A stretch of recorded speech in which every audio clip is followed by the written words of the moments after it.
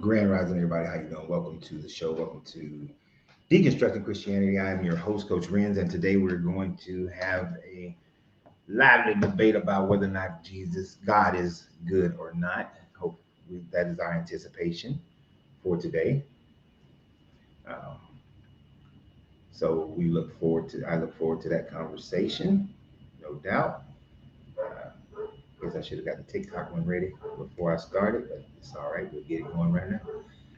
So we are streaming live on Facebook, YouTube, and TikTok. Facebook, YouTube, and the Tickety Talk. So thank you for sharing and subscribing. Continue to share and subscribe to all the videos. It's great. Appreciate it. Also, we are having our meetup here in San Antonio, October 31st through November 2nd. I look forward to meeting many of you during that time frame. Got some people already signed up who are going to be here, so it's going to be a good time. It's going to be a good time. Now, you're finding me for the first time. We deconstruct Christianity on this channel. That means that I do not believe in Christianity, nor believe in any of these gods. And so, our conversation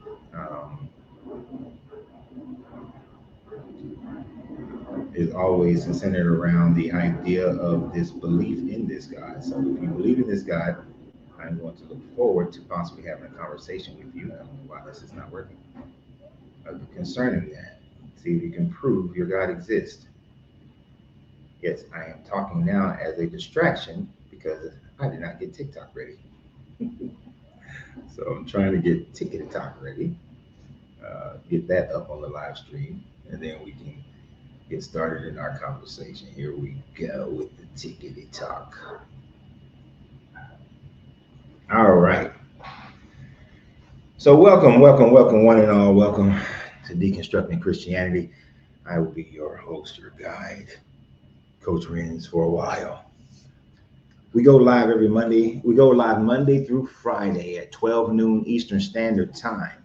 Monday through Friday, 12 noon Eastern Standard Time. How you doing, Miss Fifi? We will not be live this Thursday, this holiday weekend. Thursday, I'm on the road. Monday, I'm on the road. Definitely 2 days that we won't be live. If another live happens, it'll just be because it happens. Got my coffee, got my cigar, ready to have a conversation about, is this guy good? Or is he not good? I mean, that is one of the standing things that you have to be able to answer if you are a Christian. People say it all the time. God is good all the time. All the time, God is good. Y'all know it. You know it. You heard it. You probably said it plenty of times yourself. But interestingly, when you were saying this, did you believe it? Did you know it? Did you have proof of it? Could you back it up? That's the question today. When you were a Christian, when Christians or Bible believers say that God is good all the time, God is good, could you back it up? Was there a way to verify that other than your feelings? Other than your feelings, other than what you were taught, but based on the character that is described in the Bible, is God good? Is he good? I'm with a resounding hell no.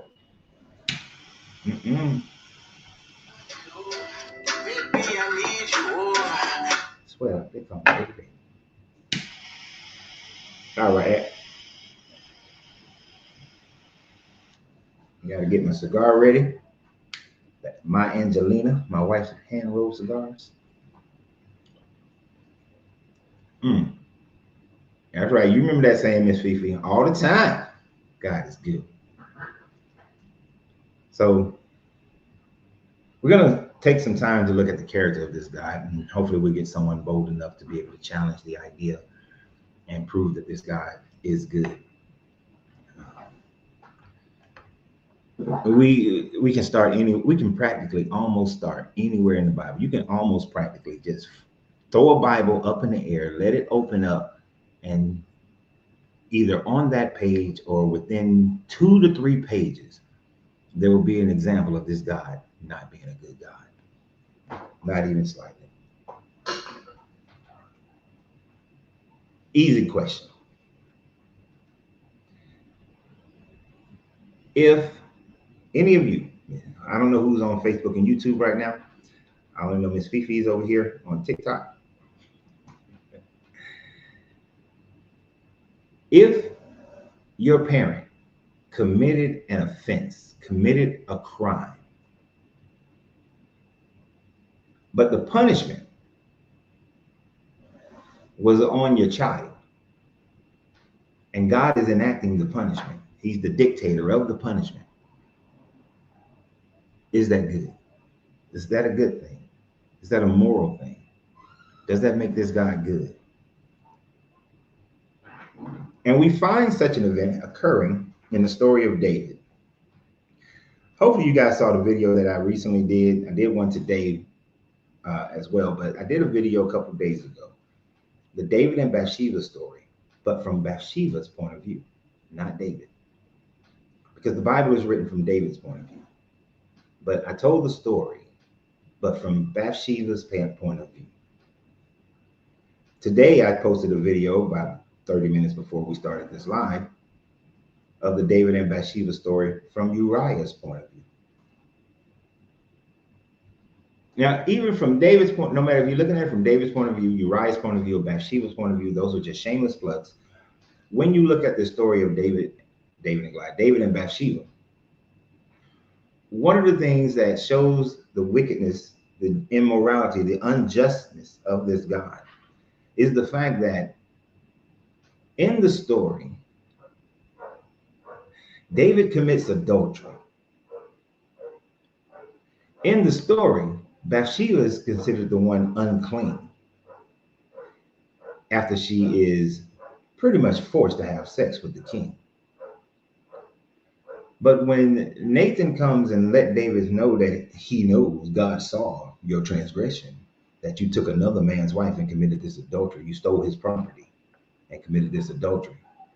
Hey, Debbie, I haven't seen your reservation yet, Debbie, for San Antonio. So I'm looking for your reservation for San Antonio, Debbie. So this guy says that in order to punish David, what I'm going to do is allow this baby to be sick and suffer for 7 days. And then I'm going to let the baby die. The baby had just come into the world, hadn't committed any sin. What's up, Jay? Hadn't done anything to anybody, just being the product of the shakalaka boom boom by David and Bathsheba, and the baby gets punished. Oh, this should be interesting. We have our first guest already. Oh, wait a minute. Hold on. Let me turn the volume up. There you go. So Dr. Richard is what I saw the name. What you smoking over there? This is a hand rolled cigar for my wife. Very, very nice. Are you over? I'm assuming you are, but are you over 18? Yes, I am. I'm 60 years old. 60 years old. All right. Are you a believer in the Bible? Yes, sir. Okay. So the discussion today is, how is this God good when he demonstrates so much personality that is not good, to put it in simple terms?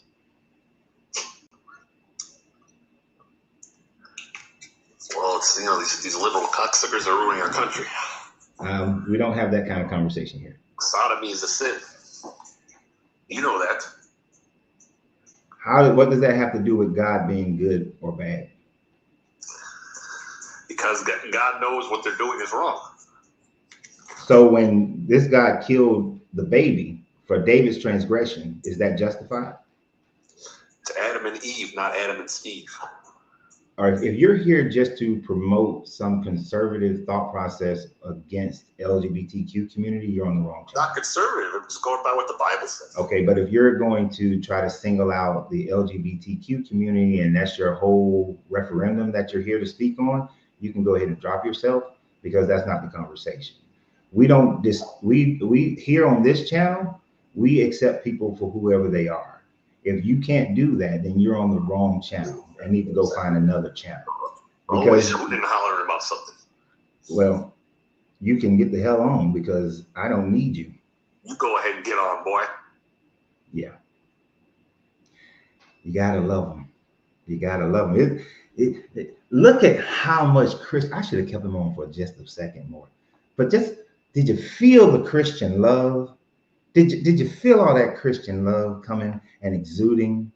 You know, and then to end it with the racist comment of boy. Did you feel all that make you want to be Christian?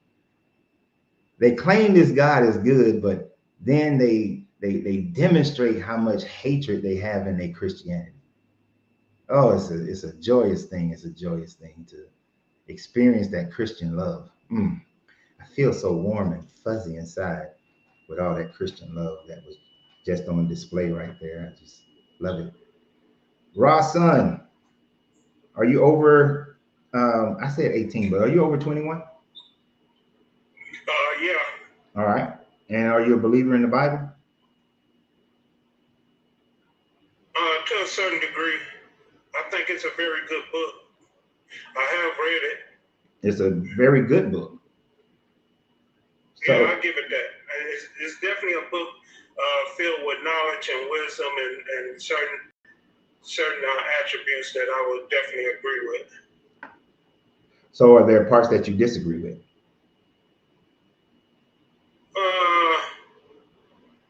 Yeah, but truthfully, I haven't read it in so long.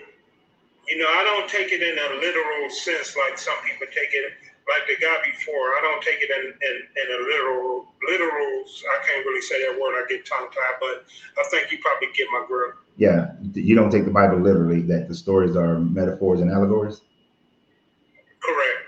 So you don't believe that this God, when David committed adultery, that he killed the baby for David's transgressions?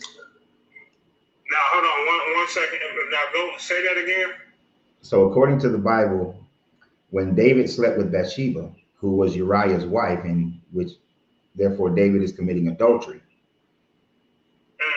instead of punishing David, this God punishes the baby and kills the baby.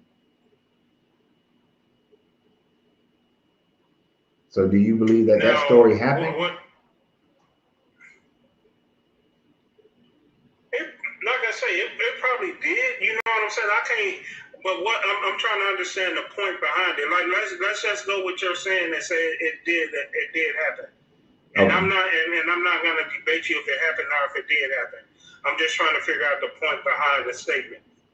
Okay, so the point behind the statement is that this God is the one who decided that that the punishment will be that the child dies, that the child suffers for 7 days and then the child dies, right? That was God's punishment, his decision. Is that morally good or morally bankrupt, morally bad? That's morally bankrupt and bad. Okay, so then this God is not good. Well, if you're looking at it from that angle, if you're looking at it from that perspective and that angle, then no, he's not good, because that would just say, like, look at what's going on over in Gaza. Look at the world, period.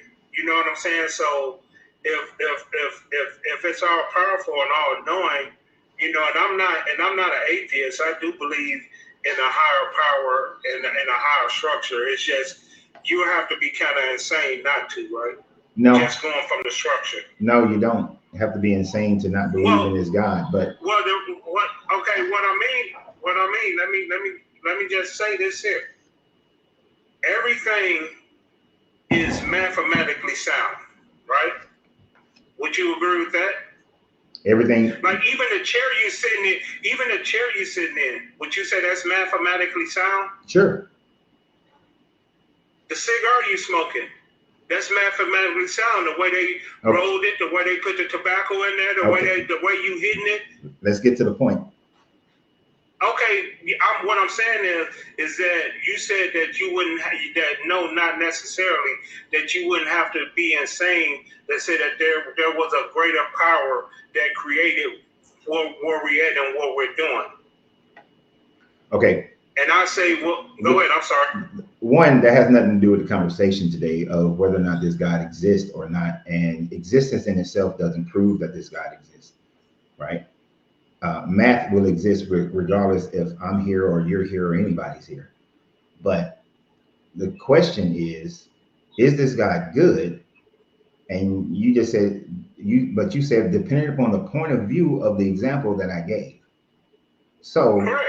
what other point of view can there be when looking at the situation of this guy decided that he would kill the baby because of what David did instead of killing David? What I'm saying is, I agree with you if you're looking at it from that aspect of a God outside of yourself. I would agree with you wholeheartedly that it's a morally corrupt God. I agree with you. Okay. So there is, but there's no debate. Okay. Because when you first said that, if you're looking at it from that point of view, which would indicate, which to me indicated you thought that there was a different point of view to look at. So, yeah, I'm saying if you're looking at it from God existing outside of you, and that there's an outside force of God in nature that controls that situation, then yeah, God is. If there's just one singular God, that's morally corrupt. Okay, because I mean, I don't believe that this God exists at all. These are just stories that people made up. Okay, so you agree with me that God is not good. So why do you? So what's the point of reading the Bible? Period.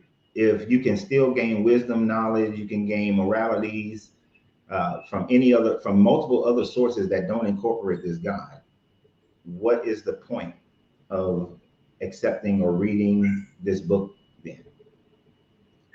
Well, some people, I'm not, we're having a conversation. I agree with you, right? Mm-hmm. To me, the Bible is like the beginning of knowledge. Like for me coming up and start gaining knowledge of self, and the Bible is a good book if you want to look at it from the Psalms, Proverbs. But yeah, I agree with you that there's other books out there. If you want to go to what is the 48 laws of confession or the 48 laws from Ma'at, yeah, there's plenty sources, but a lot of people don't recognize them sources because of the way that they was brought up and they was raised into the system of religion. So I always tell people, if it works for you and that makes you a better person, stick with it. Because a lot of people won't graduate to the next level. You get what I'm saying? Mm-hmm. No, I understand what you're saying.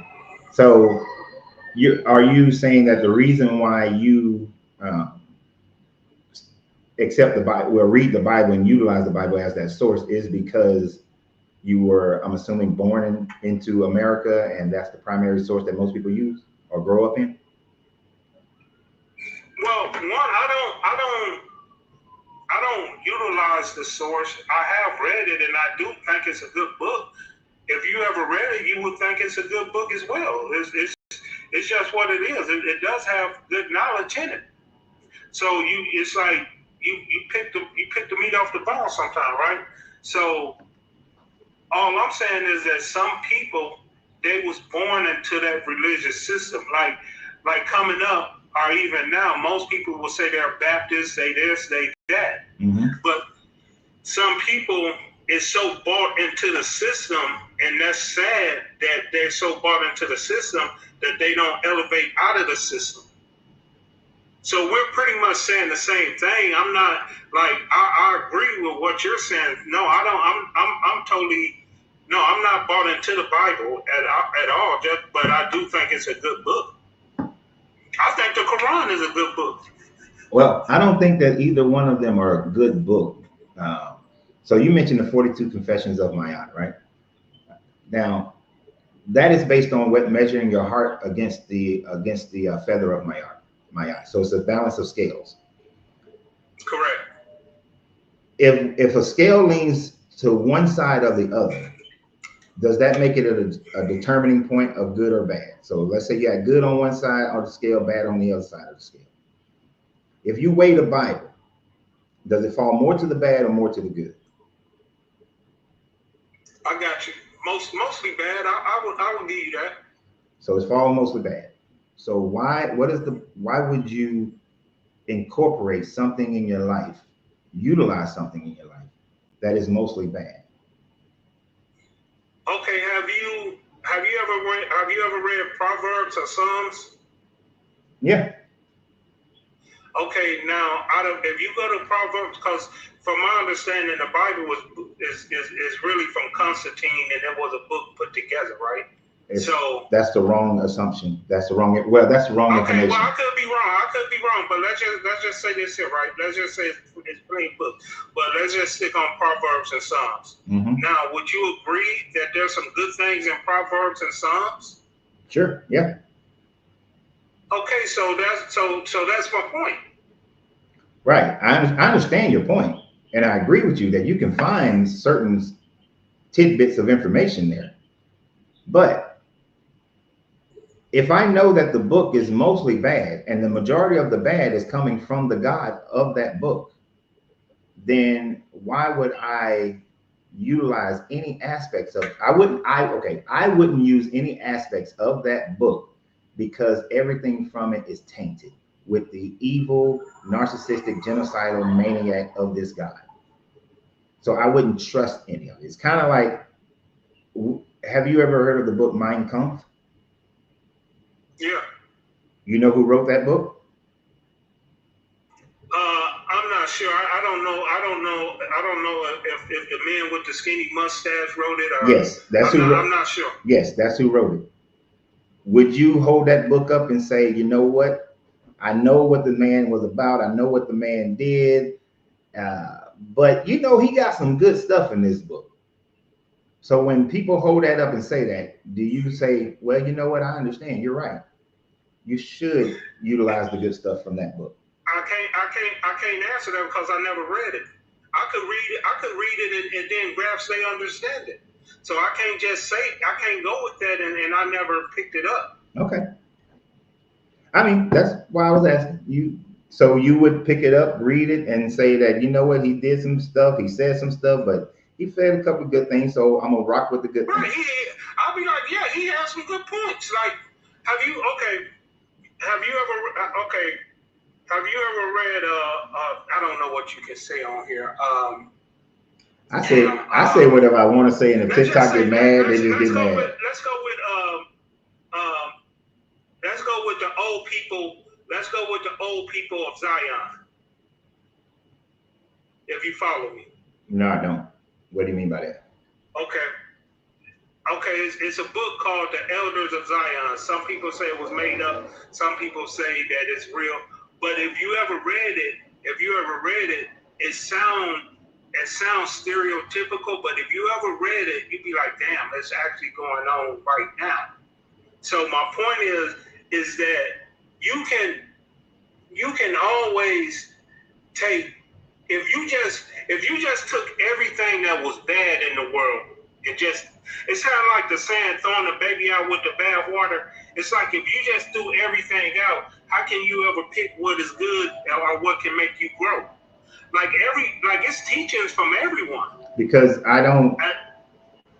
the reason why I would throw the baby out with the bathwater, yes, I would, because it makes no sense to me that when I can gain information from things that are balanced more towards the good, nothing's going to be perfect. But when things are balanced more towards the good, it makes more sense for me to study that information from that source than it would be to look at a source that I know is mostly evil. So when I look at the Bible, we have a book that is mostly this God being evil. So I don't even want to deal. There's no reason. It has no necessity for me to deal with this God in any format whatsoever. See, I wouldn't. That's kind of hard, like, cause you asked me the question earlier about the scale in the Bible. Like, it's a lot. I'm not saying there's nothing bad in the Bible, and I'm not saying that like what your prompt, like is what your problem with the question. Like I say, I'm not backtracking on disagreeing on agreeing with you. I agree with you on that level, like Wait, wholeheartedly. hold on for one But second. My to neighbor's say, being real loud. To say that the Bible is just the way it sounds like strictly evil, like I can't go with that concept, especially that I done read it. I didn't say that the Bible was strictly evil. It's not what I said. Okay. Let me understand what you're saying. I said the God of the Bible demonstrates a personality that is mostly evil. So, and the Bible in itself is mostly evil. I agree with you when I said there are certain. Okay, I can go with that. Yeah. I can go with that. But my thing is that if I'm dealing with a manuscript or a philosophy and it's mostly negative, then I'm not trying to nitpick the good parts out of it, because why would I waste my time with that?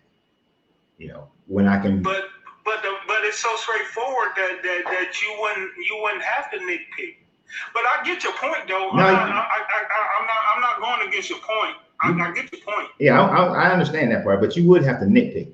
You would have to ignore things like if a young girl is essayed, then the man pays the father, and only if he's caught, the man pays the father 50 pieces of silver, and then the girl has to marry her essayist and provide children for him. So you have to ignore that, right? You have to ignore that if a married woman or betrothed woman is essayed, if she is, and if it happens in the city and she doesn't scream, then she gets killed as well. You have to kind of ignore all that. You know, so there's so much you have to ignore. So you do have to nitpick or cherry pick which parts you like in order, and just completely ignore the rest of it. And even the parts that you like, you're going to find, and depending upon what you're liking, I should say, there's going to be contradictions. Right. So the idea of a loving good God, you're going to find the contradictions of that loving good God. So can I ask you this question? So what is your, if I can ask, what is your, I hate using the word belief. What is your knowing? What is your knowing? What do you know? I know that I exist. Now, what do you believe? I know that I exist right now. And I know that other people exist right now. That's it. That I choose. And what's the purpose of existing? Like, that is the purpose. You the purpose to exist. Whatever purpose I give it, whatever my agency says, this is my purpose, this is why I exist, I get to decide what my purpose is. Just like everybody else should have the agency to decide what their purpose is. When you say agency, what do you mean? Your rights, your independence, to be able to determine your life. Like, you have a job. Do you have a job? I should say. Ask the question. Yes. All right. Were you forced into the job, or did you choose that job? Chose. So you had the agency to choose what job you desire, right? So you also, correct. So you can decide what the value of your life is, the value of life, period. You get to decide what your purpose is. Not some outside correct. Force dictating or determining. Well, no. Let me say this here. And I'm gonna use the word universe. I go on the philosophy that the mother is driving, the father is riding shotgun, and I'm in the back seat. You know, if you wanna tell the plan, if you wanna tell the universe a joke, or you wanna. You blinking, you went out. Make the universe laugh, tell me a plan. Because you okay. You blink. My thing is, you're blinking. Wait, you got to start over because you blinked out, in and out. So we got mother, father in the front seat, you in the back seat, and I think you're saying if you want to tell the universe your plan and something. No, Can you hear me? Am I still blinking? Yeah, you good now? Can you hear me? Yeah. Okay, no, what I said is, if you want to make the universe laugh, tell them your plan. And what I mean by that, yeah, you have control over things, but sometimes outside forces can derail that. Is that the universe? And sometimes outside, to me, that's what I know. That's what I know, and that's what I deal with. Because you can go strictly with your, as you would say, your agency, and you can have a script. You can have, and I tell my kids this. And I told this one guy, because he was like, I got this going. I'm gonna do this. I'm gonna do that. I'm gonna do this. And I'm like, dude, it doesn't work that way. Because something can come in and derail that. Now, what are you going to do when that is derailed? Either you're going to punch through and keep going and trust in the process and trust in what you know. But it's just some stuff, and it's just some stuff that's out of your hands. Okay. Just what it is. This is, okay, so what you're... And if not, you don't live a nice life. But go ahead. So basically what you are ascribing to is that there's the law of cause and effect. This is a Hermetic law. There's a law of cause and effect. For every cause, there is an effect. For every effect, there is a cause. There is no such thing as luck, chance, or miracle. So what it sounds like you're saying, and what many people ascribe to, the universe has dictated this or the universe has dictated that, in spite of your plans, is generally when people don't know the causation of what's affecting their lives or what derailed their plans. So, and here's an example. You have a job. You work for another company, right? You work for a company? No, I'm partnering with a company, but I'm with you. Okay. So you're partnered with a company. What do you mean by partnered with a company? I'm an owner operator, so I drive and I own my truck, so I'm partnered with someone. Okay. I'm partnered with a company. So is that okay? So you own your, okay, I got you. So you own your own truck. You have a contract with this other company, right? That you're going to provide services for this company, and this company is going to provide finances for your services. But you don't own the other company. Correct. Now, your plan, I'm not saying this is your plan, but your plan could be that you're going to continue driving for this company, partnering with this company. You're going to start buying 2, 3, 4, 5, 6 more trucks, and you're going to add contracts with this company, and you're going to keep growing in that fashion. Then you're going to get contracts from other companies and so on and so forth. But your focus right now is that company. And that's your plan. I'm going to get 4 or 5 more trucks, and we're going to get more contracts with this company, be able to move more material. The company, whoever the CEO of the company has decided, you know what, I want to sell, or I want to get rid of Ra. I don't want to use him. I found a cheaper vendor. Your plans didn't get derailed because of the universe. Your plans got derailed because the causation of this other person, their thoughts, what they wanted to do, it has nothing to do with some ethereal universe. This is somebody else just making a decision for their life. So most of the time, and I understand where you are. I've had many businesses. Anytime I write business plans, but I know the business plan is not going to go the way that it's supposed to go, right? So, and the reason why I know that is because you can't control what other people's actions are. This is not a creator or the universe. This is just other people's actions. So what people are other people. Go ahead. I was just finishing by saying that what people are ascribing to the universe derailed me, or the universe said no or changed it. It's not the universe. It's other people making decisions, and sometimes you just don't know what that decision is.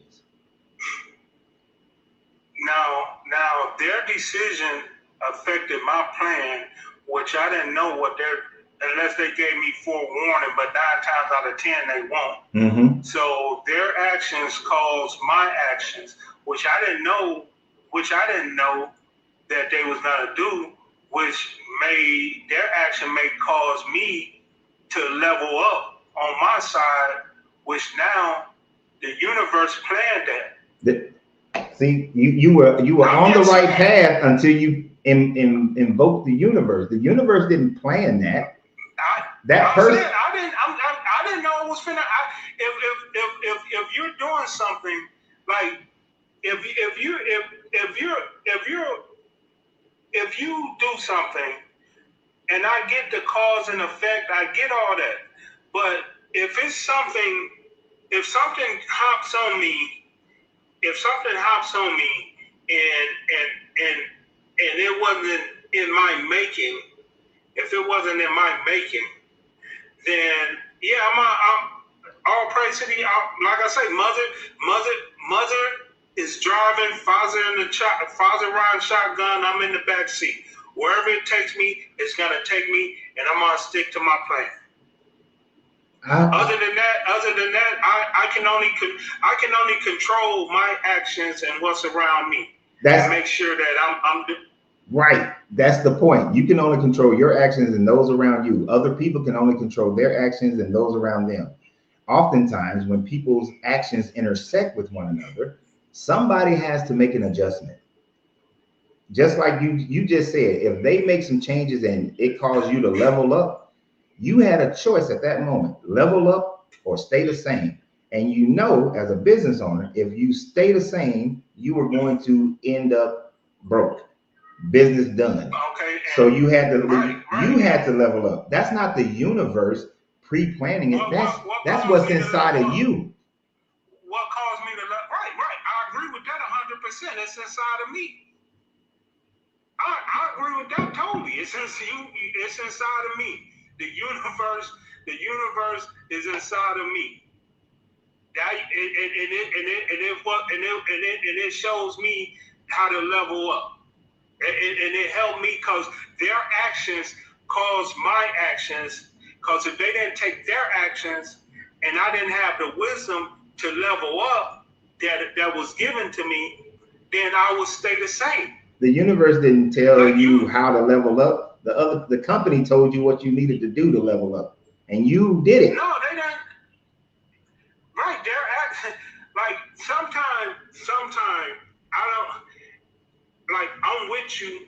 We're having an empath at and where we because I like everything you're saying. I agree. But I'm not.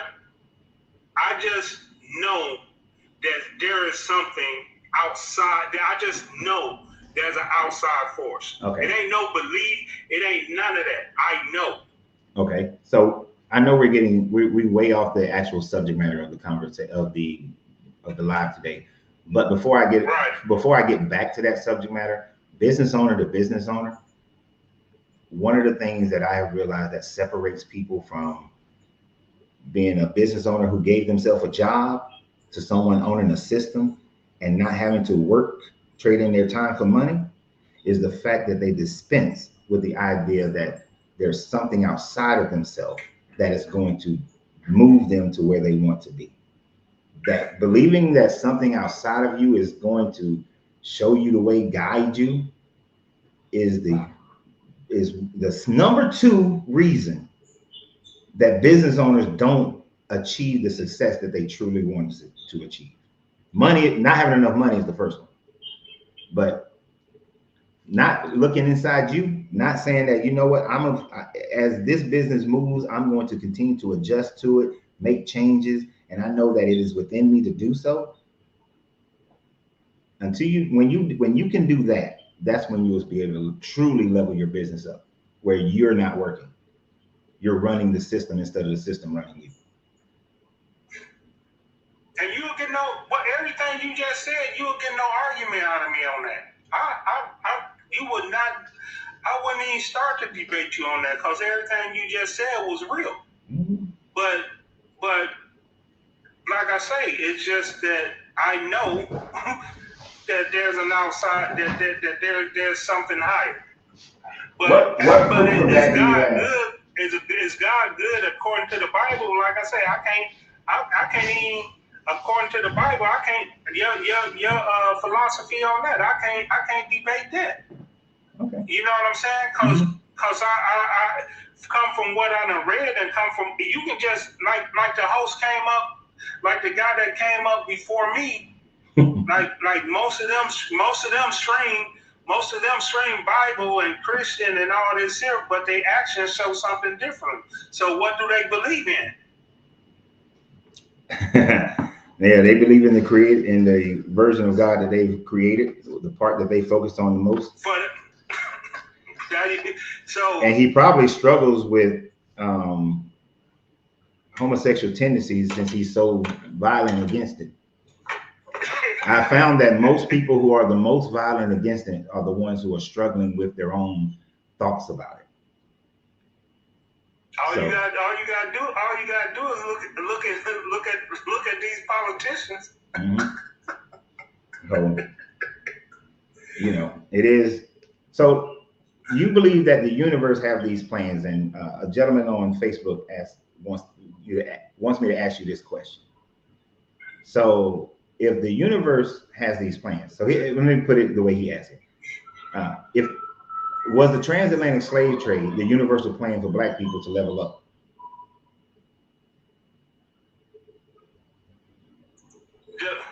Now, you had our. I got you. Now, if you're saying, and that goes now, I'm finna resort back to what you were saying. You're stammering a lot, man. Go back to, hold on. It's gonna encompass the answer to the universe, right? Uh-huh. I'm gonna go back to what you said, the cause and effect of things.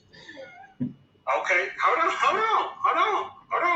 So the short answer is that, because you see, that's kind of, because you have to understand the transatlantic slave trade and who was all here. Like, but it's really a yes or no. If you just want to go off that, I'm finna go off that. If you just want to go off that answer, I would say yes, because there's a plan for everything. So you believe that the universe that you think is guiding your life plan was for, I don't know about you, but my ancestors. I didn't say guiding my life. I didn't say that. I didn't say that the universe is guiding my life. I just said that what my exact words is that there's an outside force, right? So when something happens, I can have a plan, just like the brothers and sisters on that slave ship. They probably woke up that day and had a plan of how their day was gonna go. But some force came in and manipulated that plan. Now, because everybody that was took from that side was, and then I don't believe the way it happened, but we'll just go for the sake of the way it happened. Yeah, cause and effect, universe, yeah, all that. So this universe that you submit to, is it good or bad? Because would you view the transatlantic slave trade as a good thing? It's no good or bad. It's not good or bad. No, it's no. The universe is a universe. So do you and you believe the universe is what created all? So do you worship this universe, this creative energy? I don't worship no one. I worship myself. I believe in me. So the universe is not a sentient being. No, the universe is all-encompassing. You are the universe. So the universe is inside you. So you don't. You're a God body. So you don't believe in a God. No, not in that sense. No. So you don't worship a God. No, heck no. Well, welcome to being an atheist. No, I'm not an atheist. Yes, you are. An atheist. Hold on. So are you an atheist? Yes. Okay, I'm finna sit back and you explain what an atheist, and then I'll say, yeah, you're right. An atheist is a person. I just want to understand. An atheist is a person who does not believe that there is a supreme creator God. That's the simplest way to explain it. Okay, now, do you believe? So now, are you a subscriber to the Big Bang Theory? Partially, as much as we know. So now the Big Bang. So from my understanding, and correct me if I'm wrong, because no, I'm not, from what you described the atheist as, no, I'm far from an atheist. But let me stop you real quick. So atheism, you don't have to believe in the Big Bang to be an atheist. You understand? No, that's not what I was. That's not where I was going. So what? That's not where I was going. So what does that have to do with being an atheist? I said the Big Bang. The reason I asked you, what did you believe it? Did you subscribe to the Big Bang theory? Because most atheists that I done came in contact with usually subscribe to the Big Bang theory, meaning that the Earth it just happened. I mean, that the Earth just appeared. The Earth didn't just from cells and all this. Yeah, now it didn't just appear, but I think the leading cause of how we actually got here is a process of the multiple singularity theory. Then, you know, singularity happened and nebulas occurred. Then from nebulas you get stars, from stars you get planets, and planets, depending upon where they are and what elements are the planet is made out of, you will get life. That's we understand life. So on a basic idea, sure. That's not necessarily the Big Bang theory that most people think about is just like kind of a big old bang that started the universe. There is no start to the universe. So that's why I look at the multiple singularities. But that is going off the topic here, because what I'm trying to understand from you is that I said that welcome to being an atheist because you don't believe that the universe is a conscious being that created the universe, right? Or do you either the creation of the universe happened through nature, or the creation of the universe happened by a creative being? Which one do you go with, by nature or creative being?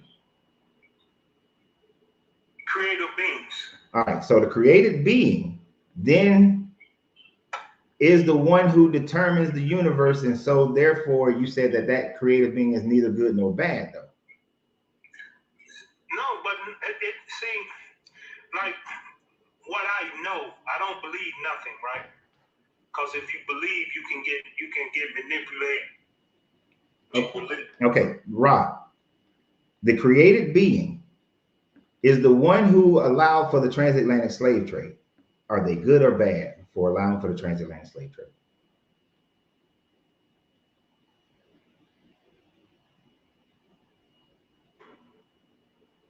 Yeah. You said the universe has a conscious creative mind, is a being. It willed the transatlantic slave trade. Huh? What'd you say? Can you hear me? I said no, because it froze for a second. Oh, so you're saying you say it is not just nature, it's a created being. That created being is the universe that allowed for the transatlantic slave trade, the trans-Saharan slave trade, the Roman slave trade, all the slave trades. That created being said, yeah, okay, do that slave trade thing. And you think, but the universe doesn't control none of that. The universe is all. You just said that you said earlier that I don't know if you blinked out again. Your temple is here your temple is here. You see, I believe in. You blinked completely out. It gets deeper than what I'm saying. Yeah, okay, that's why I don't really want to get too much into it. I know, but you're contradicting yourself now. Because earlier you said that the universe has a different plan for you. You said that if you want to make the universe laugh, tell the universe your plan. If the universe has a plan, but then you just said the universe didn't do the slave trade. No, what I'm saying is, and if correct me if I'm wrong. Remember, I said the people that probably woke up that morning and had their own plan on how their day was gonna go, got kidnapped and got put on a slave ship. That way, their plan got interrupted by something, and that was the people that kidnapped them and took them. Now, what made this here go on? Like we're all different. Like the universe is to me like people will have to be crazy. Like I say, even to a blade of grass is designed. We're all designed by something. The universe in the galaxy. Hold on, the universe in the galaxy. You know how big your ego would have to be to say that we're the only beings in the galaxy? Actually, it wouldn't be about ego. That would just be about you being mathematically dunced to say that we're the only beings. Well, okay, then, right. That's not right. ego. What you just said. What you just said. What did you just say? Like, repeat. I didn't. All I hear was mathematics. Now, what did you say? Well, you have to be mathematically unintelligent. I use the word dunst, but same thing. But you have to be mathematically unintelligent in order for a person to think that we are the only living beings of how we understand life in the universe. The math don't lie. But what does that have to do with if allowing the creator? What does that have to do with this universe that you claim? So basically, the universe is all. Listen to me. The universe is all encompassing, right? That goes back to Ma'at. That goes back to the Meta Netter.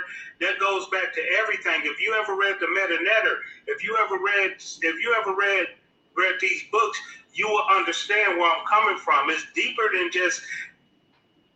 Well, I've read the books of the dead. I've read, a lot. That's just the level. You keep blinking off and on, so we miss like part of what you're saying. But reading the Kemetic belief system is just reading another person's belief system. They no more knew how the universe came into being than anybody else did. Okay, are you energy? Of course, everything is energy. But what does that have to do with the? Okay, so you are still like not answering the question here. The universe is in. Okay, what's the question? And I answer directly. You said that. So you said that the universe has a consciousness, but then you're saying the universe didn't have nothing to do with the slave trades. I didn't say the universe had a conscience. That's what you. I never. The word universe have a conscience never came out of my mouth. Rewind this and replay it. You know that I can't do that. So the universe having a conscience never came out of my mouth. I asked you: did existence come out of nature, or did existence come out of a creative mind? You said a creative mind. Correct. So does a creative mind have consciousness? Correct. Okay, so the creative mind, the creative mind that designed us, the creative mind that designed us is not the universe. Okay, so what created two separate things. So the creative mind that designed us lives within the universe. Was created by the universe? We all live inside the universe. So the creative mind. Where are we going with this? So I'm trying to understand how you put together your religion here. Let me ask you. Are you living inside the universe? No. Yes, I am. But that's not. No? Wait. That's okay. I didn't say no. I said yes, I am. But right. I said thank you. But I thought you said no. But you're okay. So let's go back now. There's nature. You're saying that nature didn't create the universe, but a conscious mind created the universe. But then there's the conscious mind created us. We don't know who created the universe. Okay, I asked you. Was the universe created by a conscious mind? You said yes. Okay, I misspoke then. I apologize, but no, I apologize. I misspoke. So the universe was not created by a conscious mind. I don't know. I don't know who created the universe. Okay, but you don't know, but you do know that. But you're saying that nature didn't just do it. It's just not a part of nature. That nature is part of the universe. We are nature. I am that I am. We're all encompassing. But do certain things happen out of our control? That I prescribe that the universe is doing it? Yes, that's what I know. So who is the creative mind that created? Nature is. What's the creative mind that created us? Is that a conscious mind that created us? Yes. Does that creative mind determine what happens in our lives, or can influence what happens? It doesn't. No. So it just stands back and lets stuff happen. And have no choice. It has no choice. All right. No. So if are you a parent? Yes. You have children. So yes, you created those children. Correct. And are you saying that you have no determining factors on what your children do, how they live, how they act, how they grow, what morals they have, or anything of that nature? I can only raise them and guide them. Once they do that, I can only and I'm gonna use the word pray for the lack of better terms. I can only, so people can understand where I'm going. I can only pray that they go and take what I have given them. If you're a parent, then you understand exactly what I'm saying. I'm a parent, but I disagree with what you're saying. When your child was 5 years old, and this is just an example, if your child was outside with a magnifying glass burning ants, are you going to say, hey, you shouldn't do that? But if the child decides they want to keep burning the ants, are you going to allow your child to keep burning the ants? No, I'm gonna go correct them. But when they reach 18 to 20, we ain't talking about 18 to 20. You think they gotta stop burning? You think they probably like burning ants? I just stopped them when they was young, and then when they get 18, 20, and I can no longer see what they're doing. I guide them. They probably keep burning ants. So at no point did the overwhelming majority of the gods that people believe in say stop slavery. At no point did the universe, the consciousness within the universe that created us, say slavery is wrong. Now let's go back to now the questions are becoming redundant, because you asked me that, and I said that the creator in the universe, like the creator that designed us, does not have control. We have our own self-willingness and all that, but sometimes things happen out of our control. It's just what it is. So sometimes the universe is doing stuff, and sometimes but the universe don't guide us. No, the universe is always working. The universe is always spinning. My bad. This conscious creator sometimes is guiding us, sometimes is influencing, but I never said, other times it's not. That. You must not listen to what I'm saying. I said directly, because you said I'm not answering your question. No. Did you blink out again? You must be driving. Created by does not have control. We didn't hear nothing that you were saying because your phone blinked out. Are you driving? Okay. No, I'm actually parked. It's probably this headset I got on. Oh, okay. It's probably because it's Bluetooth, and so it's Bluetooth. It's probably dropping in and dropping out. But can you hear me now? Mm-hmm. Can you hear me? Mm-hmm. Yeah. Okay. And for the third, fourth time, I said that the creator that designed us do not have no control over what we do. Okay. So what derails your plans? If the creator, because you said earlier that the universe will derail your plans. The universe is always working. The universe is always spinning. The universe is always working. What derails your plans? Certain stuff is just out of your hand and out of your control, and how you deal with it. So, but sometimes stuff is put in your way for you to level up. So, or either what you're gonna do. So the universe don't derail your plans, or it derails your plans?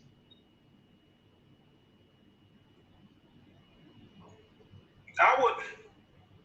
Because you can't have it both ways. I would say your plan, you can have a plan. Mm-hmm. Okay. And sometimes stuff happens, and you say cause and effect, right?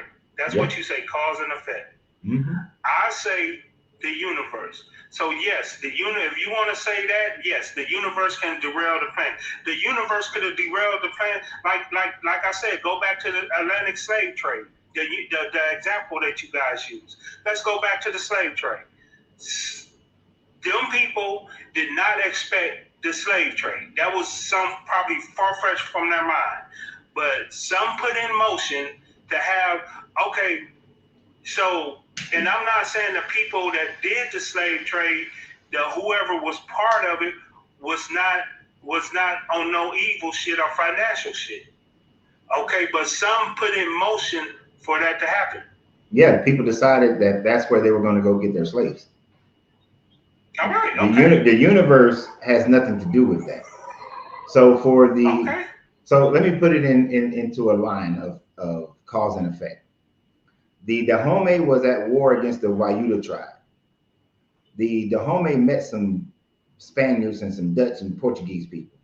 Found out that they had some guns, which helped them win their wars against the Wayuta. In exchange for the guns, the Dahomey defeated the Wayuta tribes and then sold them to the Portuguese and the Spanish. And they went off, and they bought them because they were needed labor for the sugarcane fields in the Caribbean and South America. So there's no universal mind here at work. It is easy to see what the cause and effects are that created this situation. And if you keep going back, you'll find more causes. Why did they need people for the sugarcane? Because that little bastard Columbus went over there and found it for Europeans. Why did he go over there? Because he wanted to become rich and famous. Why did they choose black people in Southern Africa? Because Pope Nicholas decided that's where they should get them. Okay, so with your mindset, like, who are you? Like, and I don't mean that like, who are you or who you think. I don't mean that in like, you know how we can take who are you. You know how we can take that. Right. But I don't mean it in that sense. So like, you are, would you consider yourself a conscious being, right? Yep. Okay, now, are you just one? Are you two? Are you three? Are you just one mental and one person, just one singularity thought? I'm just one. Okay.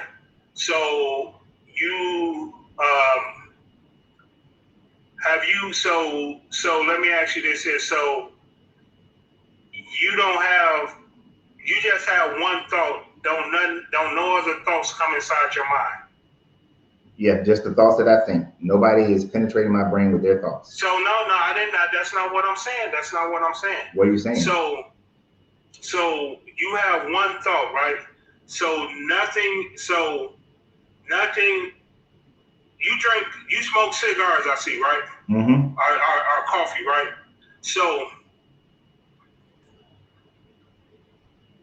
can you like do something like be like, hey, I'm finna go get a cigar. I do sometimes say like, no, I don't need the cigar today, and then you go get the cigar anyway. Have that ever happened or no? No. So you never. So let me ask you. So in your example. So there's nothing in your life. There's nothing in your, like chips. You eat chips or drink soda or. Yeah. So there's nothing in your life that. So now I wish I was you, because you're a perfect being. No, I'm not perfect. I wouldn't say that. Because you're challenged. So because what you're telling me is that you're just. Because and there are people out there like that, so I'm not saying that about you, right? Because you do have people that are in complete control over all three, and they're not aware of it. You get what I'm saying? So if there's something that like if you got something that you want to stop doing, right? And some days you can stop doing it, some days you can't. Sometimes your mind is split. You get what I'm saying? Or if you're trying to become a higher being or a higher person, and sometimes that's a fight. You get what I'm saying? So if you're no longer fighting, then that's a good fight. Well, I think what you're kind of describing is people who have the people who aren't able to do that are people who have addictions. So like I just talked to a gentleman not too long ago. He actually it was a couple days ago. He was addicted to cigarettes but it's not an addiction. And he would have those difficulties. I'm not gonna smoke. I'm not gonna smoke. But then that urge comes about him, and he goes and smokes anyway. That's not an outside force. That's the fact that his chemical system has become addicted to the nicotine and the 100 to 400 chemicals that they put in cigarettes. So he has an addiction. And most people have addictions to things that they don't even realize. So it right. But the thing is, I didn't say outside force. That's why I asked you. That's why I asked you what I asked you. That's why I asked you: are you 1, 2, 3, or how do you see yourself? Well, you said you're 1. To negotiate. I didn't say nothing about an outside force. But to negotiate, but for a person who's negotiating within themselves whether or not they should do something, or they give in to that one side of that negotiation, what are you saying that means? That's body, soul, and spirit. Or that's just how the mind is. We have two halves of our mind. Right. Okay. We have a masculine half and a feminine half of our brain. They each have their own different duties and whatnot. So we can think counter thoughts. So that would be 2, right? That would be 2, right? No, you're still 1. So one half, and one half. Okay. Which is still 1. Okay, but feminine and masculine, that's 2. No, there's still 1. Okay, I'm with you. I'm following you. Go ahead. Just so you have an X chromosome and a Y chromosome. You're not 2. You're 1. That's what makes a man. Correct. A man is the X and Y chromosome. A woman has 2 X chromosomes. So you're just 1. All people are just 1. Okay. We might have different personalities and different quirks, but we're all 1.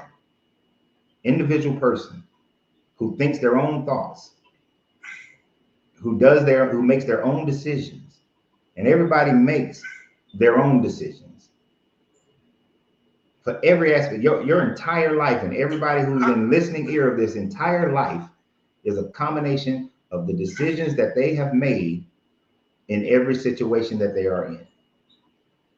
I agree. You won't get no debate out of me on that. Mm-hmm. But my point is the goal is to get to that 1, to get to that singularity. I mean, I understand the philosophical aspect that you're coming from. I honestly do understand the philosophical part of it. I just don't agree with it. I understand it.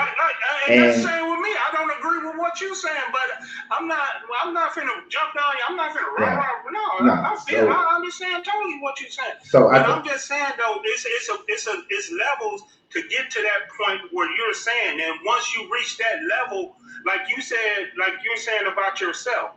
That's why I said I respect that. I didn't come to you and say, no, that's not right. That's not who you are. I said, okay, then if you done reached that point in your life where you done became that singular 1, then that's powerful. Well, I don't see it as a singular 1. I see it as I'm just strong of mind and strong of will. And I recognize at a very early age that that's good. Everything in my life will be based on the decisions that I make and how I respond or react to different things. So, but to get back to subject matter, that has nothing to do with. Now, I used to believe that has something to do with a God because I used to be Christian. But I come to the realization that has nothing to do with any God. I thought you was asking me a question. No, but that has nothing to do with any God. That has nothing to do with any creator. That has nothing to do with any creative mind that created us or created the universe. It is all just me. I agree. All right. But you believe that there's a creator, though. And what we was trying to get to, I believe that something. I believe that an outside force, an outside creation, created us. But you don't think that creator is good nor bad, because I got to get back to the subject matter. You don't believe that creator is good or bad. What created us, yes, is both. That is good, bad. That it just that's what it is. I know I don't believe that it's like. So it's good and it's like bad. I say, I agree with you that there's like God in the Bible. If we get back to the subject of the God in the Bible, then I agree with you. Okay. I can't. You know what I'm saying? I wouldn't even be like, no, God is good. Jesus was the greatest, and the Holy Ghost and all that. No, I agree. I agree with you 100%. Yeah. Well, if I were to accept any creator at all, then that creator is not a good creator. Not even slightly. It's not even good in its design. But let me ask you this here, because you said, okay, let's play devil's advocate, right? Okay, Mm-hmm. let's stick to the God in the Bible, right? Mm-hmm. Let's say the God in the Bible was good, right? Let me play devil's advocate. Let's say the God in the Bible was good, right? Right. Let's say that when Adam and Eve was created, that now let me not use that because I believe something else on that. But let's just say you having free will. Let's just say you having free will, and you said you got a strong will, right? Mm-hmm.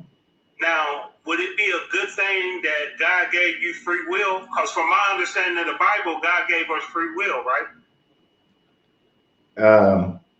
Well, the Bible doesn't. Man doesn't have. God gave us free will. Man doesn't have free will according to the Bible. If God is all knowing, then man cannot have free will. But he doesn't interject, or she doesn't interject. However way you want to look at it. Yes, it does. It interjects all the time. In the Bible, is always interjecting. It's telling Moses what the laws are. It's telling them to go genocide people. It supposedly did 10 plagues in Egypt. It killed. Well, you got a point there. He killed Onan. He killed Ur. You know, this guy is always interjecting. But we're supposed to have free will. Can I at least get that point? Okay, you're supposed to. That's one of the contradictions in the Bible, is that it tries to say that you have free will, but at the same time saying you don't have free will. Okay, so, well, shit, you got me on that one. I was trying to play devil's advocate and be like, well, if you gave us free will, wouldn't that be a good thing? But yeah, you're right on that, because he did interject on the free will we were supposed to have. Yeah, and if a God is all knowing, and if he got all the omni stuff, he's omnipresent and omnipotent and all this stuff, then you can't have free will if he already knows every decision that you're going to make. Yeah. So then everything you've done, every decision you made, he already had decided that you was going to make those decisions. So that would eliminate free will. But yeah. Hold on for 1 second, because there's a guy on Facebook who's been lying to me for weeks, saying that he was going to come on the show. And every time I post this link, he always got an excuse. So for all the people on YouTube and Facebook, this is for Fred. This ain't for anybody else but Fred. So Fred, click on the link. I just, some people. Yeah, but I agree with you though, man, and I'm gonna go ahead and jump off your line. But good conversation though, man. I followed you and everything. That like I say, and it doesn't sound like you're atheist, but there may be some wiggle room there, cause it's a creation inside you, brother. I'm going. Now, until there's some empirical evidence of a creator, there ain't no wiggle room. Man. Hey, you know they say the spaceship is coming.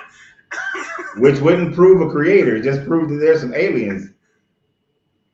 That's it. Okay, well, hey, it is what it is. But hey, bro, good talking to you, man. You can go ahead and drop me down, man. All right, now drive that truck to San Antonio October 31st to November 2nd, and we have our meetup here. All right, now I get down that way and hit you. Don't say nothing. It's all right, as long as they got insurance. All right, my man.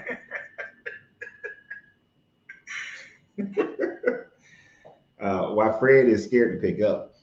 Just a reminder, if you haven't reserved your room yet, go to the link in the YouTube description of this video at Coach Renz 33 so that you can reserve your room for our meetup October 31st through November 2nd here in San Antonio. Also, there's a link for you to be able to get your Lioness Live shirt in there too. Well, I guess Fred don't want to come up. Fred is, I'm picking up my sister now, but I will deal with you when I get home. Yeah, Fred got an excuse every week. Every week, Fred got an excuse. Last week, Fred's excuse was, the link won't work. The link won't work, but the link was working for everybody else, but for Fred, the link wasn't working. So, he got an excuse every week. Every week, there's an excuse for Fred. There's an excuse. I'm picking up my sister. What does picking up your sister have to do with it? You tell your sister, hey, I'm going to be on this live. I need you to be quiet while I'm on this live. That's all you have to say. What, you scared of your sister, Fred? You can't say stuff in front of your sister? I'm sure your sister believes in the same thing you believe in, most likely.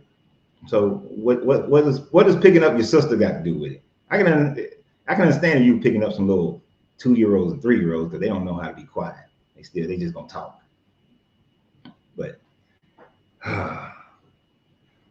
they're those I don't know what people call them, but those people who just always in the comments and want to just fight battles from the comments but never want to step up to the plate.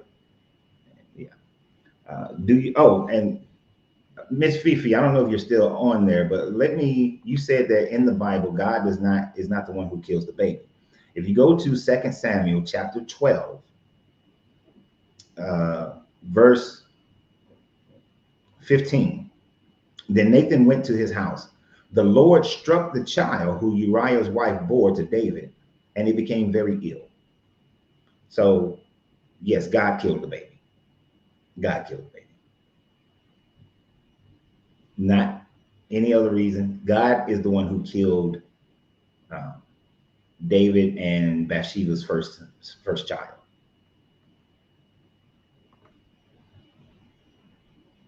So God killed the baby. That's why this God that's one of the examples that shows that this God is evil. This God is evil as he can be.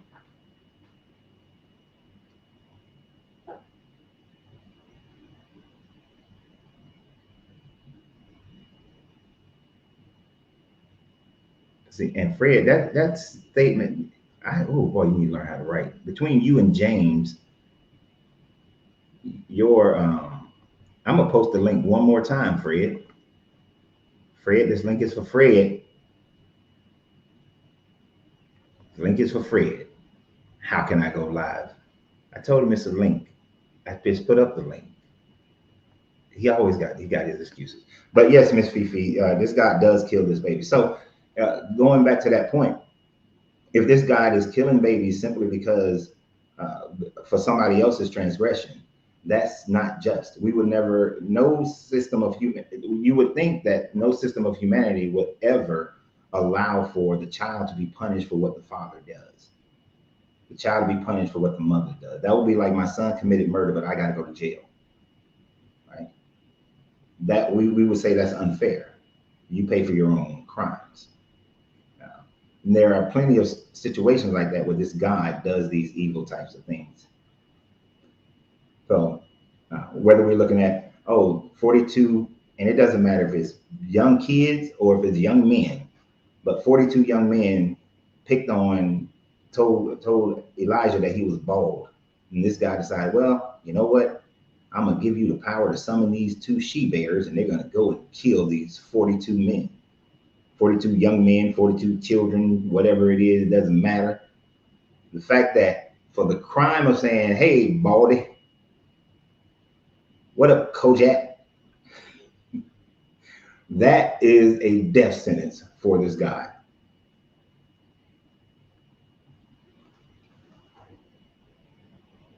Better yet, what conspiracy theory do you believe in? I don't necessarily believe in any conspiracy theory unless that, and what I will follow is if there is enough evidence that something is most likely, because I'm putting it in a conspiracy theory kind of format, because it's not a conspiracy theory if we have all the facts that definitely prove something.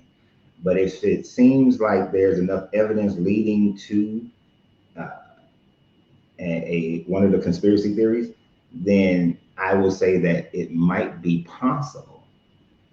So, like, it might be possible that there's some aliens in Area 51, which when I was in the Marine Corps, I tried to get stationed at Area 51 because I wanted to know. And trust me, I got in trouble quite a few times with my command for reading documents that I wasn't supposed to read. So I am a very curious person by nature.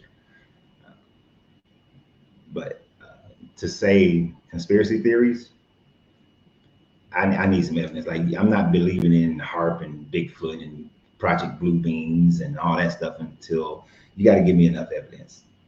And it's like, I think there's a ratio that like 1 in every 50 or 1 in every 75 conspiracy theories has a basis of truth or something. It's something like that. But you're going to have to give me more than that.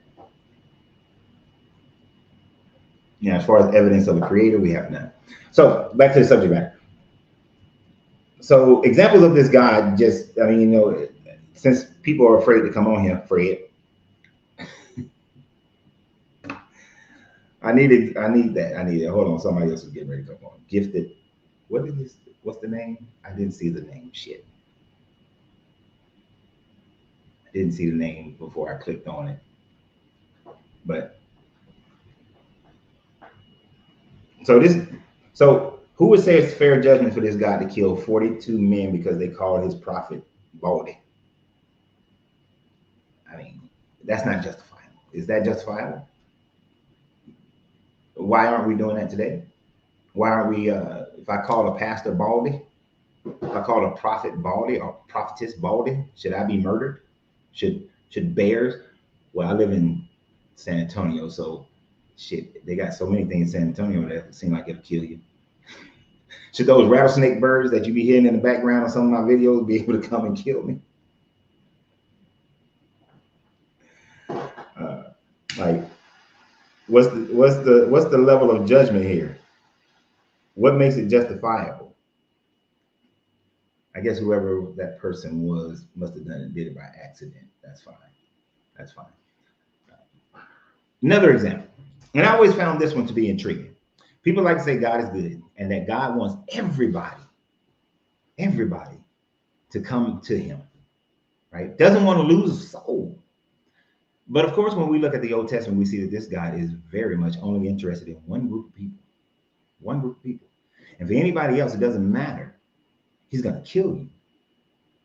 So you have the story where you have I forgot the number of priests, but you have the number of priests of Baal who was in a God challenge contest with Elijah. They stacked up some carcasses on some altars, and the Baal priests were trying to call Baal to consume them by fire, and nothing happened. And then this God, through Elijah, had burned up the carcasses. Now, a fair and just God would have said, bam, Baal didn't do nothing. He didn't burn up his carcasses. Bam, I'm Yahweh. Bang, I burnt up all my carcasses. So now you would think a fair and just God, a loving God, would see if that example of his existence, that example of his power, then converts Jezebel and the Baal priest to worshiping him. But instead of allowing that to be a method of conversion through the demonstration of his power, he sends the fire to kill all the priests of Baal. But he doesn't kill Jezebel, but he killed all the priests of Baal. You would think a loving good God would say, I've given you my example of my greatness. Worship me, understand me, follow my covenant, follow my rules, follow what my prophet Elijah is telling you. Follow the Mosaic laws. But no, instead he kills them. Doesn't give them a chance to repent. Doesn't give them a chance to start worshiping him. Is that a good God or a bad God? Is that good or evil? That these priests of Baal probably grew up in a family that worshiped Baal. They probably grew up work, learning the priesthood because they believed that was the true God that they're supposed to believe. Baal, a god of fertility, a god of the rain, the gentle rain. You're supposed to follow him. But then we have this contest. Baal doesn't show up. Yahweh shows up. If that happened right now, I would follow Yahweh. But this God is so evil that his mentality says, nope. I don't care that you grew up in a Baal society and a Baal family. I'm going to kill your ass because I only care about my Israelites. Baal, Baal, whichever way you can pronounce. I've heard people pronounce it in multiple ways. I've seen people put the comma between the A's so that they can say Baal. And some people call it Baal. You know who I'm talking about, Evelyn. You know what I'm talking about. So, I don't know. Is he evil? Sounds evil to me. Y'all think he's evil? Y'all think that's an evil act? That's not an act of love? That's not an act of kindness. That's a narcissistic. That's an act of narcissism. That's an act of vengeance upon people who, for all intents and purposes, never stood a chance. Why didn't he just get rid of the devil? That would have ended everything. That means he had to kill himself. All right. So this unknown user, whoever user and a whole bunch of numbers are, we're gonna see. Since Fred's scared, we're gonna bring user. So user. Hello? Hello? You're on live with Coach Renz at Deconstructing Christianity. And you're not speaking, user. So we're going to have to drop you.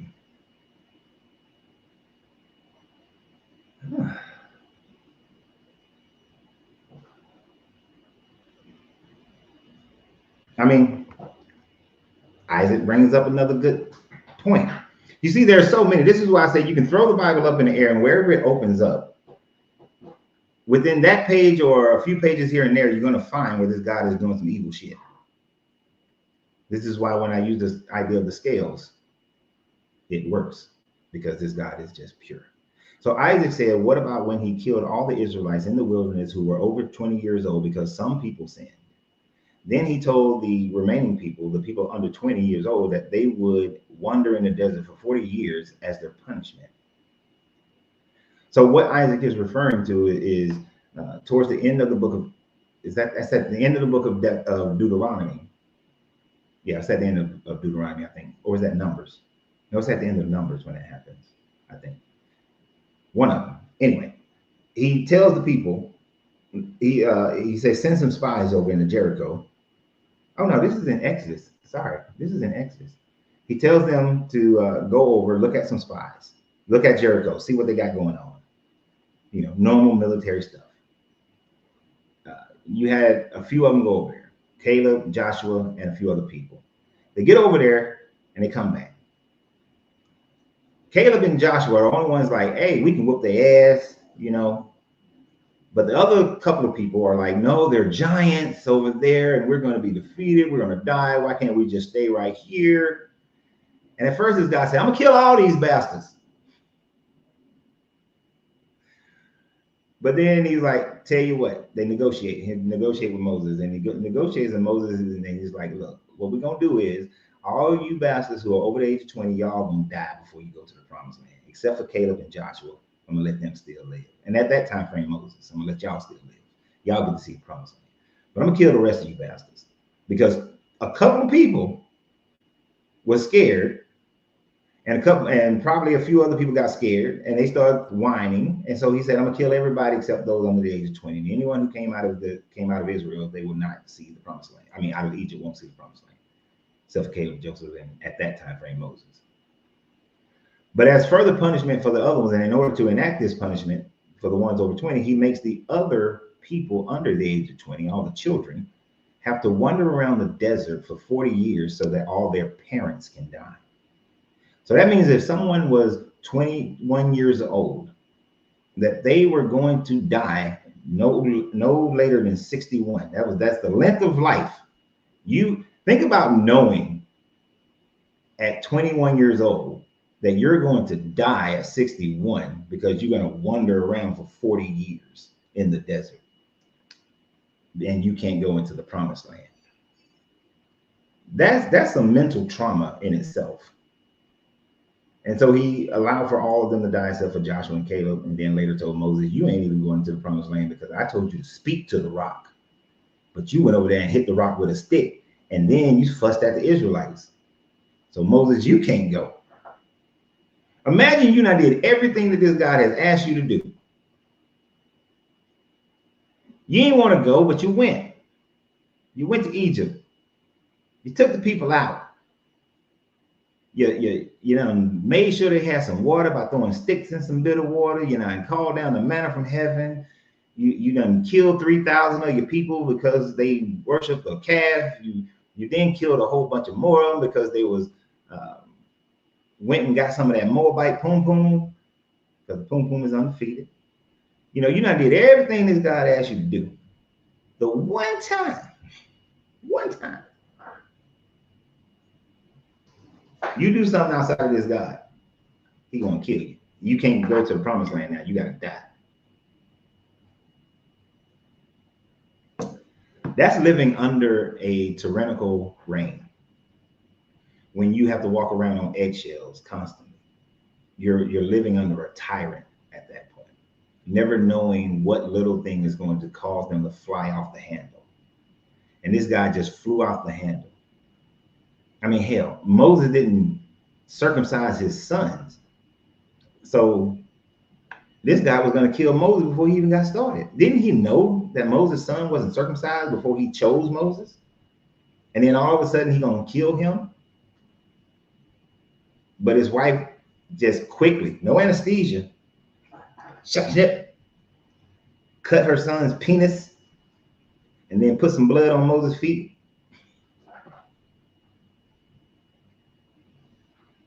This God is inherently evil.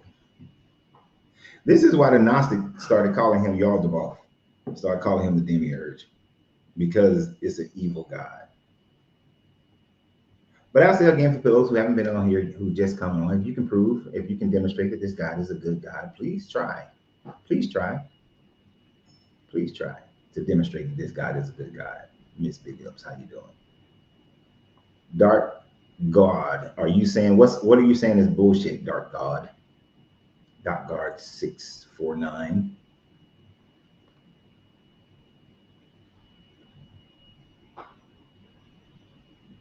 So all you have to do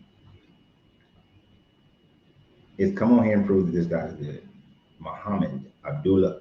Damn, I didn't. Muhammad. How you doing? Yeah, thank you for muting. If you turn the music down for me, Muhammad, I appreciate that. Assalamu alaikum, my brother. How you doing? Couldn't be better. Good. So, Muhammad, are you over the age of 21? Brother, I'm 34, brother. Okay. And the question is God good? Do you believe in a Christian God, or because of your name is the only reason I'm saying this, the Islamic God? One God, brother.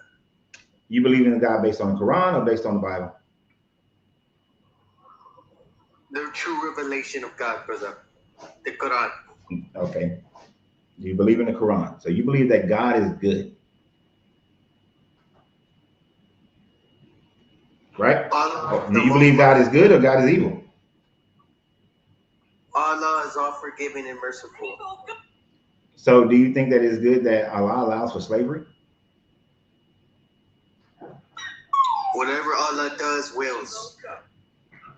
So you think it's good? So Allah can, whatever Allah does, that's fine. Perfect. You're good with that. So if Allah told you to go and allow your 9-year-old daughter to marry a grown man, do you think that's good? If Allah says yes. So if Allah tells you to kill your own child, you think that's good? If Allah says yes. How would you know if it's Allah talking to you or if it's just your own schizophrenic mind? If Allah wills, I will. How do you know it's Allah's will?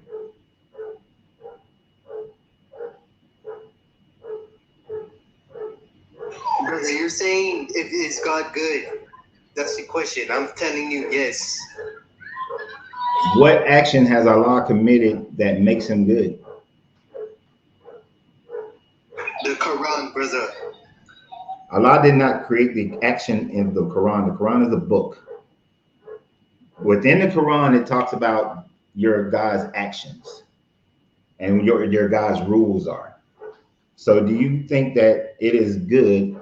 So you think it's good for a 9-year-old to be able to have to marry a grown man, and you think that slavery is good? Is it okay to unalive infants? No. Well, that's in your Bible. I don't believe in the Bible, so it's not in my Bible. But in your Quran, the question that I asked you had nothing to do with that. The question I asked you is that slavery is good because Allah wills it in your Quran. So you'll be okay being put into slavery. What's your faith? You would be okay with being put into slavery. What's your faith? That is not the question that's being asked. That has nothing to do with your God. I'm not gonna debate with an atheist. If you are, I will jump. That has nothing to do with your God. What I believe or know. Yes or no, so I can leave. Are you going to answer my question or not? Are you an atheist? I'm going to take that as you're not answering my question. Atheist. So this gentleman basically is just saying that whatever Allah dictates, he is okay with it. So forcing your daughter, your 9-year-old, to marry a grown-ass man is perfectly fine with him. Slavery is perfectly fine with him. Extra taxing non-Muslims is fine with him. What else? Oh, killing people who don't believe in your religion is fine with him. So that is truly sad when you have people who will believe whatever this book says to do is for them to be able to do. And Muhammad, I'm not bringing you back up because you could not answer my questions. If you don't answer and you just want to pontificate your religion, then this is not the channel for you. You should go find a channel that is deconstructing Islam, or go find it, or better yet, go find a channel that is just Islamic and repeating the same thing. Because asking me what I believe and my faith and has nothing to do with the question that I was asking you.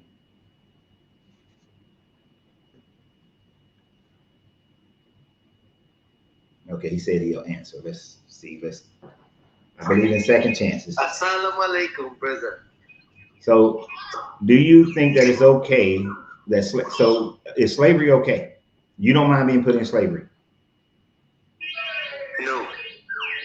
No, you don't mind being. So you're fine with slavery? No. But your Quran allows for slavery. Yes. So then you should be okay with slavery then. I guess so. So you're fine with slavery. So you're fine. Are you fine with unaliving people who don't believe what you believe? 100%. Okay. You're fine with just killing people because they disagree with you. So you would come here and kill me. I will. You will. Okay. You are not being a good ambassador for Islam. I can tell you that. Brother, this is our religion. Mm-hmm. And you're making your religion to be a slave addicted, killing people, brother, genocide. Allah said in the Quran, fight those who disbelieve. Right. So you would kill people who disbelieve. 100%. No hesitation. So it could be an old little grandmother up in Tibet who hasn't done anything to you, but she doesn't believe in what you believe. Down to downtown New York with a bomb strapped on me, brother. Wow. So why haven't you? I haven't had the opportunity. No, you got opportunity. You have plenty of opportunity. It is not that hard. You can go to Walmart and put together a bomb based on the products that are sold there. So why haven't you? Maybe you'll see me soon. Okay. You have a problem. I am not going to continue to deal with your problematic self. I hope that you have said enough keywords in there, because I purposely said a few things that it would hopefully invoke someone to listen to this recording again and find you, because you are a danger to society. You are certainly a danger to society. He said, why are you talking to him? Just to get enough information and have him on long enough to say enough keywords that hopefully, if the system still works the way it used to when I was in the Marine Corps, that somebody will start to investigate him. And there is a couple of people that I will send this video to, or that part of the video to hopefully incite them to begin to investigate him. So there was a reason why I let him on. Because yes, that was a threat, not just on me, but on society itself. And he specifically said New York. So it is I will do my civic duty and send a portion of that video, to a few people. Actually, I only need to send it to one person, but it will definitely get sent. So thank you for outing yourself. Muhammad, you are forever never coming on my show. So you can stop with that one, because you will never be on this show, ever. Because I will not tolerate that mentality. No one has the right to take away someone else's life without it being a situation of self-defense and life and death self-defense. So, yeah. And he's making other threats on there saying he'll see me soon. So, good. I'd like to see you soon too. I would love to see you. But this is one of the things that demonstrates how religious is incredibly dangerous, right? It is incredibly dangerous, because the danger of religion is that it warps the mind to believing in its own subjective morality that would supersede other people's rights and agencies to live, to breathe, to have happiness, to be in a situation that you desire to be in, because they want to force you to follow what they believe. And that is one of the most dangerous things about religion, because people who believe in these things can easily fall for any type of bullshit. And I know people were saying I should let him go and all this kind of stuff. I do not live in, I refuse to ever live in fear of anything or any person. And I know a lot of people say things and they just talking trash, but I mean this with all sincerity. I am one of the few people that you don't want to fuck around and find out about. So he has a better chance of running up into New York and doing something stupid than to come around and mess with me. So anyway, back to the subject matter, beyond this person's, and I'm glad that they're still on, because if someone is listening at this time frame, he's giving them ample opportunities to track him down. So I believe that he is all talk and no stick, because if he was smart, he would not have come on a live and made those statements. If he was smart, he still wouldn't be on the live making other idiotic ass statements. But that's because he's all talk. He's all talk. So anyway, I guess Fred hasn't made it home yet because Fred, with his little fear for himself. I'm gonna talk shit about Fred this whole goddamn live. The simple answer is she loves the music. Simple answer is no. You're absolutely right. This God is not a good God at all. Not a good God. Not even slightly a good God. Not even in the least bit. So where was I? What was the last example that we used? Oh, we talked about them walking around in the Exodus and those people being punished for a few people's fear. This God has demonstrated that over and over again.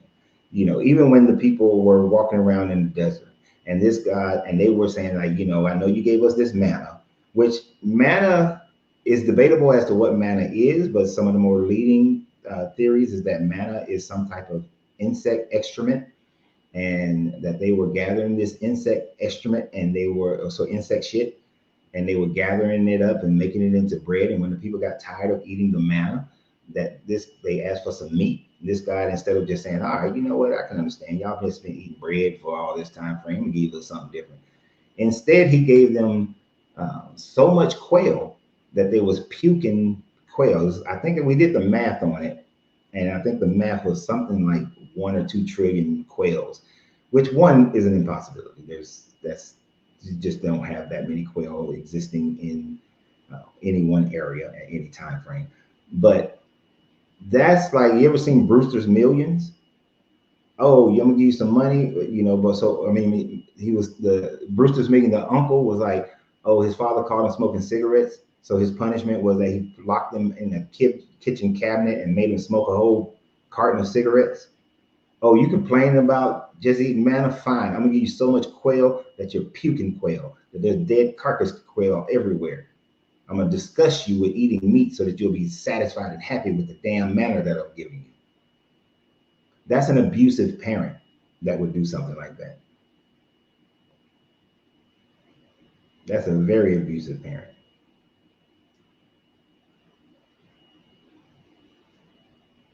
So that's another instance when this God has demonstrated his evil personality.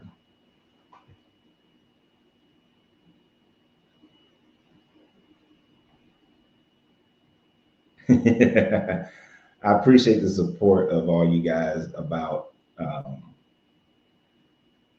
this idiot of a guy, Muhammad. So, yeah, trust my house is very much locked and loaded. Everywhere I go, it is locked and loaded. I am aware of my surroundings at all times. It's just the Marine in me.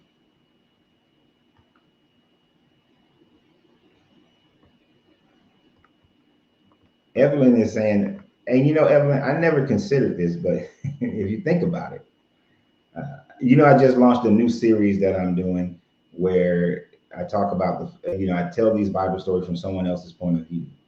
Imagine, no parent wants to outlive their children. Most parents, they don't want to see their children die. Can you imagine the trauma that Mary went through in watching her child being beaten, suffering, crucified, and dying before her? That is just a level that's a cruel thing. And the fact that she was a young girl who was essayed by this God, right? That in itself is also a very evil thing.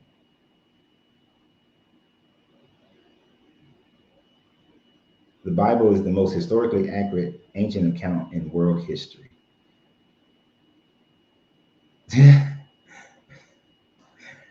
Even though that is not the question that we're talking about, Health by Brandon, that statement is absolutely incorrect. The Bible is one of the least historical books out there. There is very, very, very little information within the Bible that is historical. Hell, the writings of Herodotus is more historical than the Bible. So no, the Bible is not historical in any shape or form. But is your God good is the question.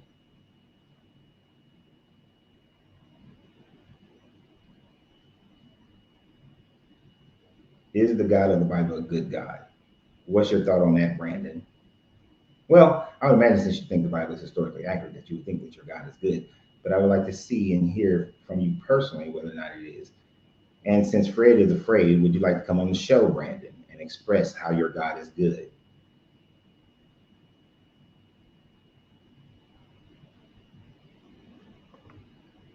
Is there anywhere in the Bible where Jesus called Mary mama or mother? I just read him calling her woman.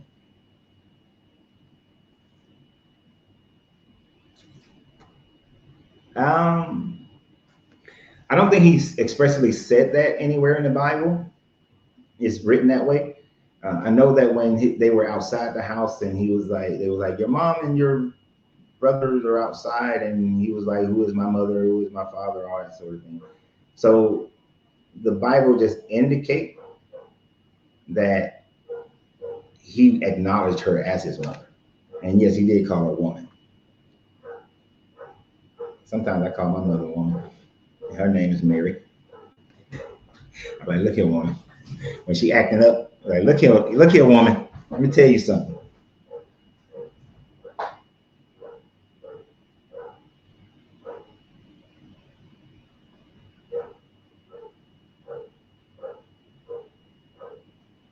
Oh, he over there threatening me, y'all, telling me I better apologize or he gonna come get me. Come on. Come on. Bring it. Bring it. Bring it. Bring it. You think you're the first person to ever threaten me? Bring it, dude. Bring it. Bring it. That dude said he gonna see me in a bit. He either gonna catch a slug from a 12 gauge, or he gonna catch that Full Metal Jackets from that 9mm. Or if I'm cruel, he's gonna catch some blades. But you're gonna catch it.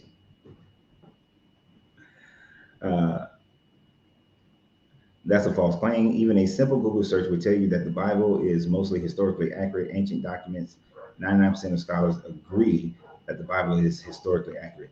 That would be 99% of apologists would agree with that, but 99% of scholars, biblical scholars, do not agree that the Bible is historically accurate. So, no, sir. And you're saying sure, so I'm guessing that comment is that you would like to come onto the show, and I will demonstrate to you that your Bible is not the most historical document, and that it is not historically accurate.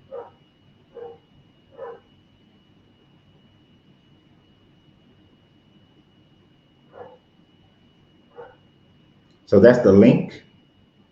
That link is for Brandon to come on. This joke is talking about he outside and he gonna get me with a rocket. Okay, blow the house up right now. Blow the building. Blow the building right now. Come on, blow the building right now. I'm waiting. I will sit here and wait for the flames. Blow the building. Come on, you outside, blow the building.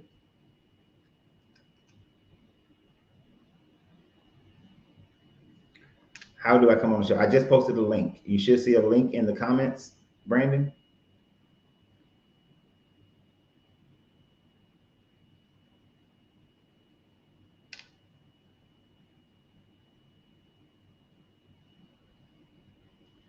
Give me a second. The people on TikTok who just jumped into the request or who jumped into the request, let me see if Brandon can come on or not.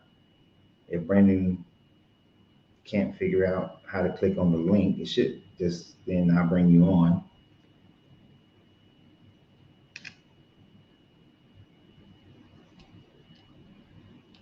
It's a dude on TikTok over there with his little veil threats. Yeah, push the button. Push the goddamn button. That's what I'm saying. Push the damn button. Push it. Push the button. Hit the building with a rocket. Come on. Push the damn button.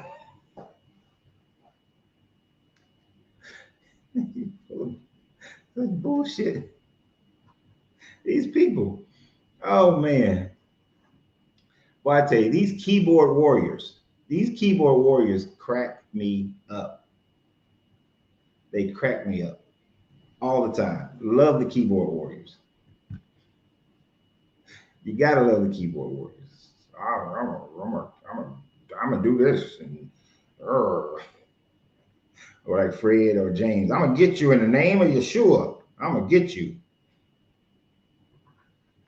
These keyboard warriors are amazing. He talking about to open the door.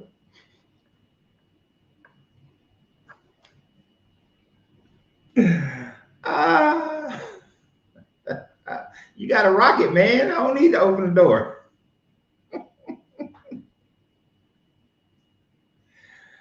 You know, if this whole thing was just on my phone, just to be an ass, I would go downstairs and show you guys me opening the door. But I can't. I can't. You know, carrying a laptop and all that stuff.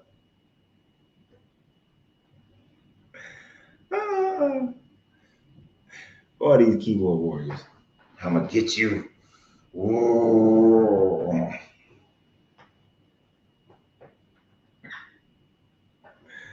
Ah. What's funny, if he was at the door, my Ring camera would have already caught his ass. You'd be on the Ring camera if he was at the door. I guess, man, I hate that the other guy on TikTok jumped. Though. Oh, my wife just posted that the Ring camera looks empty. Put that up here. She said the Ring camera looks empty. All right, we got Brandon coming up. How you doing? Hello. Let me give you a balance shot. There you go. Hello. Do I sound good? Yeah, you sound great. How's it going? Pretty good. Hey, man, So Brandon got his hat backwards. Let me put mine backwards. I can turn it forward. No, I was just messing with you, dude. So the topic is God good? Yes. And your position is not good, correct? Yeah, very much so. God of the Bible. Yeah. So what do we consider? How do we know what's morally good? Well, since morals are subjective, then we base the morality of anything that we're looking at based on our current morality today, which is a shared, agreed morality, depending upon what culture you're in. So there's no such thing as like objectively good, right? So like when Hitler and all the Holocaust was going on, that was their version of the right decision to do for the greater good. That's not objectively wrong. For the people who were participating in that regime, that was objectively good for them. I see. So even though your and my morality may sync up in most situations, that doesn't mean that everybody else's morality is going to be the same. I agree. I guess that's where we disagree, though, because I do believe that there is objective morality, just like we know instinctively, I would like to say that, you know, you don't want to harm a child, for example, or murder someone for no reason. Okay, so I feel like, go ahead. So if your God of the Bible harmed a child or murdered someone, then is that him violating that objective morality? Well, there's punishment and stuff like that, and you know, consequences for actions and things like that. So that would be circumstantial, because if someone's invading your house and trying to kill you, then it's rightful for me to kill them, right? Based on I'm assuming you're in America. I am in America, yes. Okay, so based on our American value system and laws, then yes, that is a legal form. So you don't think so in general, though, you think just because it's America, in general, you shouldn't have the ability to protect yourself? I personally do. Right. But there are societies and have been societies where it's not. But you Right. said a baby. Okay, so if harming a baby, Mhm. so and there's circumstances that would say that it was punishment for the baby, right? Yeah, like for if there's war or something like that, that's kind of a side. That's kind of what happens when there's war. Okay, so David sleeps with Bathsheba and commits adultery. Uh-huh. God strikes down the baby and lets the baby suffer for 7 days and kills the baby. Is Well, that that's a consequence of the sin, unfortunately. And David was punished as well. who committed the sin? David, Why is the baby being killed? The because baby did the baby commit the sin? he's a product of the sin. So any baby that's a product of the sin, the baby faces the consequences of the sin. Yeah, sin can be passed down for sure. Yeah. Now, in Ezekiel said that no longer will the sins of the father be placed down to the son. Well, everyone's born into sin according to the Bible. So whether there's no such thing as innocence in the Bible, you Okay. cannot. So you, so Everyone you, inherits Adam's original sin. So but I don't agree with the original sin, but you would. So you are saying that it's okay to punish a child for the actions of the parent. I'm not saying it's okay for anything. I'm saying that that is a consequence of bad decisions. Occasionally, yes, children suffer. Parents make bad decisions, and children suffer. And that happens every day. Yes, but that's because of the parent making a bad decision. So if the child is suffering Uh-huh. and God is the one striking down the child, then God is the one who is determining that the child must suffer. Well, everything is a product of God, whether directly or indirectly. In the biblical view. In the biblical view, yes. In reality, no. Well, But no, biblical view is reality, but yes, I understand. it's your reality. Is We'll see. that We'll that's find, not fair? we'll find out one day, I suppose, right? Yeah, I guess I suppose we will. But so you're okay with this guy killing the baby?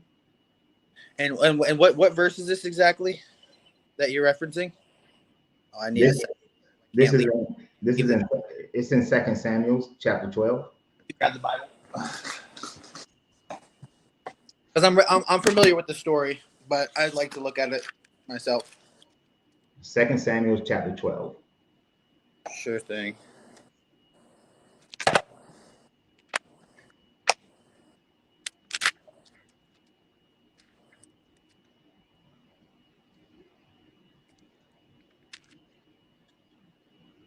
Chapter 12. And there isn't a specific the death All right. of Start at verse 15.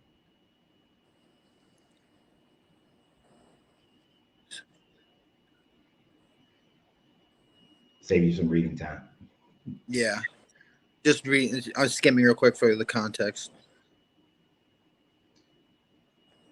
Yeah, I know that's a favorite context, but that is the context. Well, no, He- I'm not saying the child doesn't die. Nathan's by David, you are the man. This is what the Lord God says: I anointed you king over Israel. Rescue us all, and gave you the house of Israel and Judah, and that was not enough. I would have given you even more.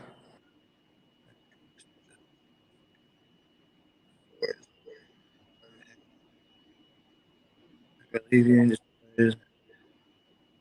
disaster. Yeah, I did. Sorry about that. Thanks for hanging with me. Uh,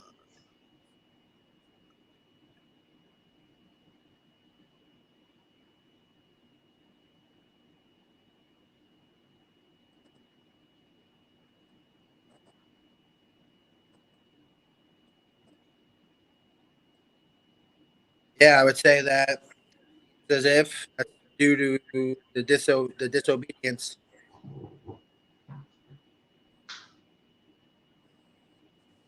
Yeah. So you're saying that because David was disobedient, it was right for this guy to kill the baby. Well, in your worldview, there's no such thing as right and wrong. So No, that's not what I said. There well, is right. That I think that certain things are right and certain things are wrong. right, but that's what you And I think that is wrong. Yeah, and I think it's wrong to kill a baby for the offense of a parent. Mm. And you said David was punished. When? What punishment did David receive? Well, it talks about how you actually, I just read it. Because have you treated the Lord with such consent, your son will die, your wives will leave you, disaster will come to your family. Mm-hmm. His one of his sons essayed 10 of his wives, and his other son killed that son Mm-hmm. because he wanted power.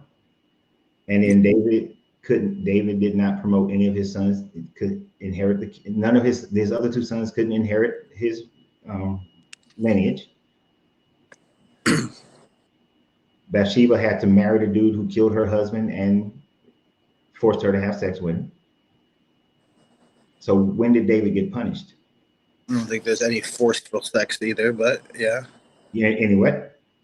Any forceful sex, which would be grape. Bathsheba was in her house minding her business while her husband was off fighting a war. King David summoned her and he lay with her. Did she come and sashay herself over to David's house and say, "Hey, I want to get with you"? Or was she summoned by the king? I mean, that doesn't make a difference. It doesn't say that he did it. That makes a huge difference. We even have that type of thing happening for centuries, where kings summoned women, and those women knew that as their level of rights within those countries, that they had to do what the king ordered them to do. Right, but there's no specification. So come critically think, man. Let's be real. I do all the If you're critically thinking, then you know that in those time frames, that if a woman was summoned by a king, and if that king wanted to have sex with her, she did not have a choice.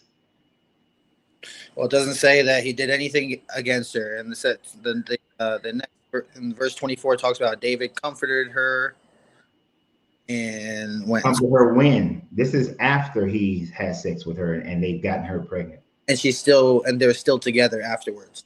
He has a son named Solomon. They're together because but they would have never been together if he wouldn't have enacted the act of, what's the word I'm looking for? When you have sex with another man's wife. Adultery. Thank you. So yes. He committed adultery with this woman. So she was the property of Uriah. This is very true. You were right. He committed adultery. And with the laws, living under the laws of the Israelites, committing adultery is a offense and the sentence is murder. She didn't willingly come to David because she just went over there. She was summoned. Just like Uriah was summoned. Uriah didn't say, "Hey, I don't want to fight this war. I want to go home." He was summoned. Right. So just like Joab had to put Uriah in the front, and then pull the other people back because the king said so. So let's be honest. Yeah. And know that this woman did not have a choice, just like Uriah didn't have a choice, just like Joab didn't have a choice.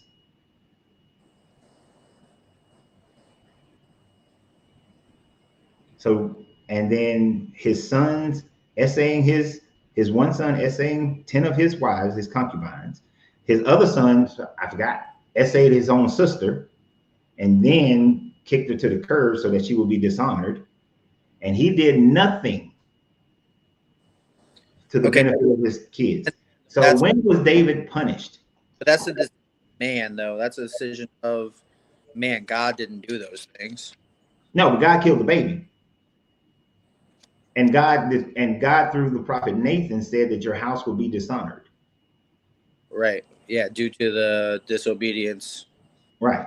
So this guy knew he said your house is going to be dishonored. So this guy knowingly was like, I'm going to let your daughter be essayed and 10 of your wives be essayed, and I'm personally going to kill this baby.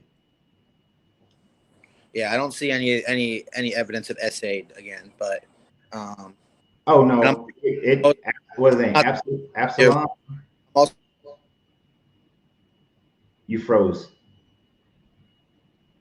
Brandon? not the most familiar with this passage. Hello? Oh, you're back now. I heard you say you're not most familiar with this passage, but if you're not familiar with the passage, then you shouldn't make determinative statements about it. But you're reading it right now where it says this guy struck the baby, right? Struck down the baby. You read that part. Right. I would like to read more clearly because it talks about David's adultery. Then it talks about Uriah's death was arranged, war that was going on, and all these other passages that are probably important for context. But yes, I'm not denying that that there's other circumstances where God also issues the killing of children and things like that. Like trying to think exactly of the scripture, but it was when he it's in chapter 13 is when his son Ammon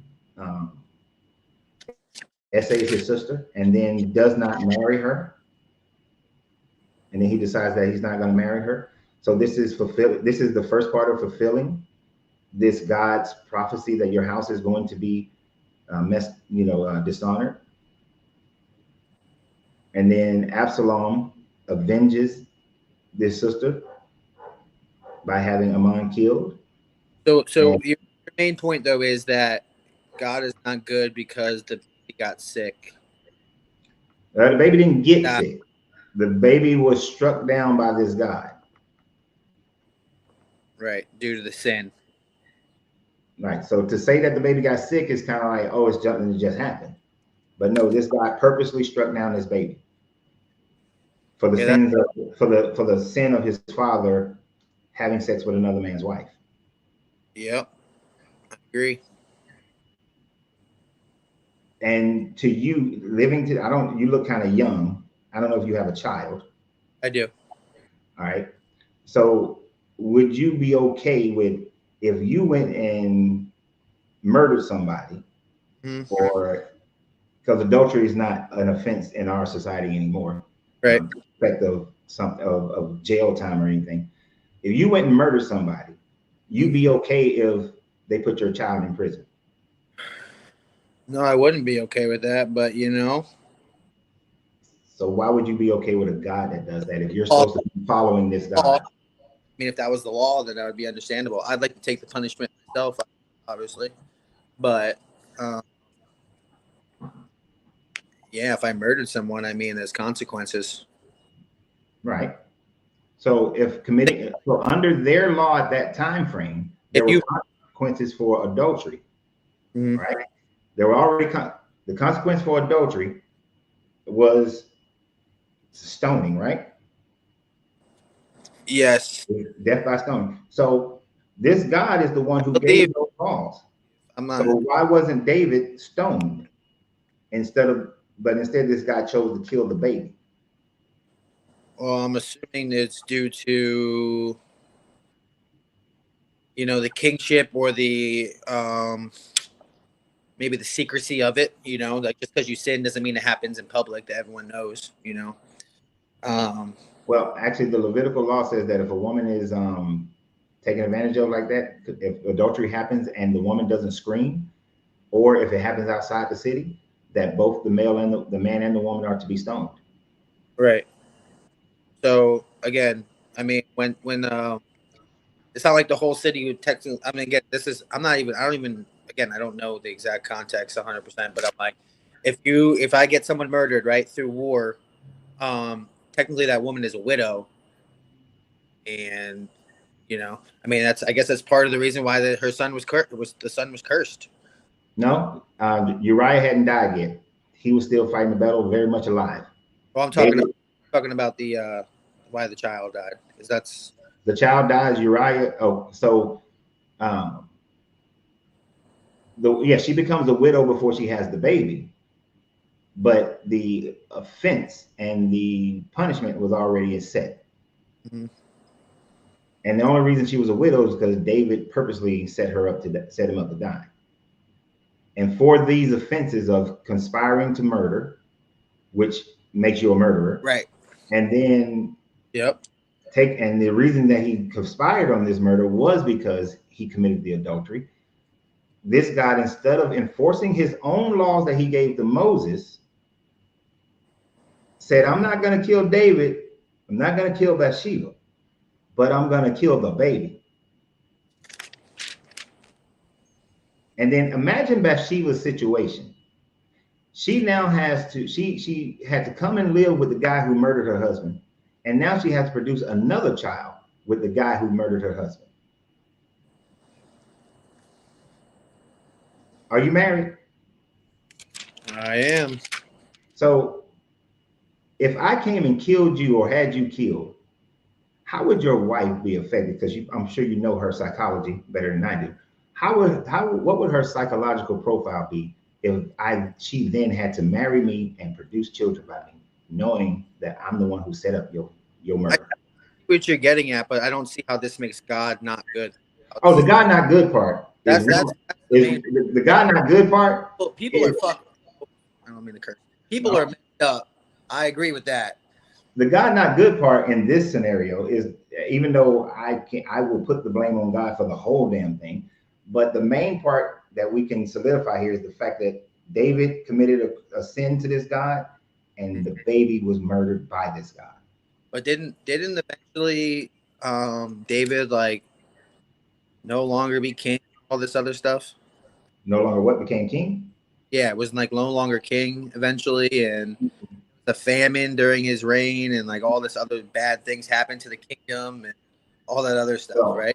David maintained his kingship until he died. Saul is the one who lost his kingship. The one before David, that's the one who lost his kingship. And then Solomon. Solomon becomes king after David. Losing some battles and having some famines and all that sort of thing, that's not punishing David, that's punishing the people. Punishing the people. But he was their ruler, so I mean, the way I understand what you're saying. But from my understanding, the way it works is that you suffer, other people suffer because of you as well, unfortunately. Yeah, the people are suffering, but if you understand how kingdoms are ran, even in famines, the ones who are still going to have the meats and potatoes and the good wine is the royalty. So even in a famine, the royalty is still living well. So David was never punished for his crime. So this guy punished the baby. And there are plenty more examples of this guy doing stuff like that. Are you frozen again? I think you're frozen because you can't be standing that still.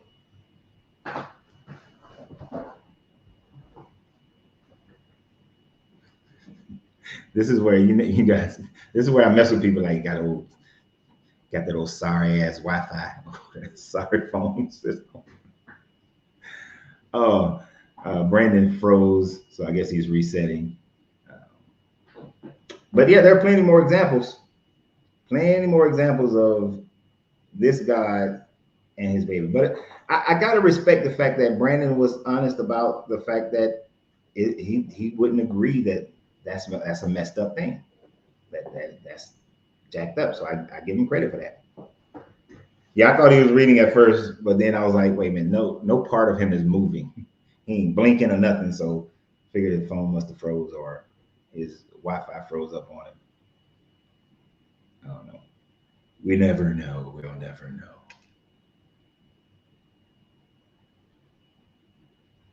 Fred, you ready? Are you ready, Fred? You ready, Freddie?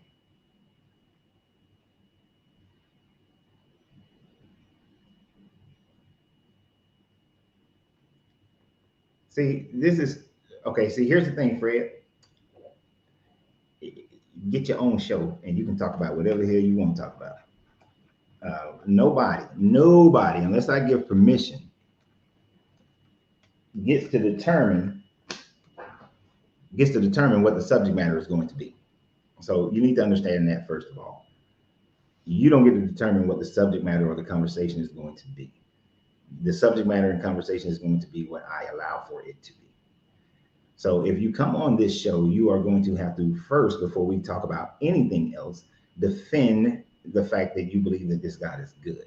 If you cannot do that, then there's no reason for us to talk about anything else.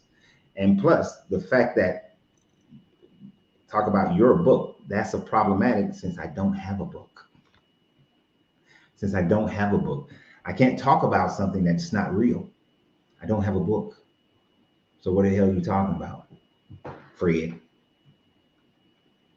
And they always want to talk about, I'm running. Nobody's running from you, Freddie. Nobody's running from you.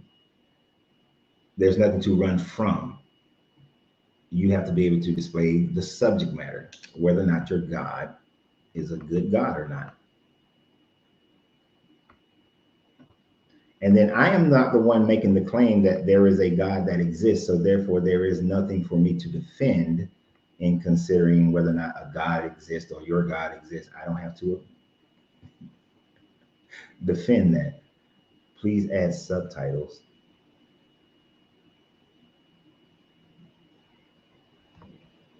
Can I do that? Y'all know I'm still learning this thing. I don't think I can add subtitles at this point. Wait a minute. So see, you're on YouTube. Let me see something here. Never thought about that. Customize details. Maybe if I went into the YouTube, give me just a second. I'm just curious. Now my curiosity has been sparked. Because I thought I had YouTube automatically set to do subtitles. But maybe there's a way. Live chat summary. Anyone, action, the message, display. I can't read you guys' comments right now, but give me a second. I'll be right back.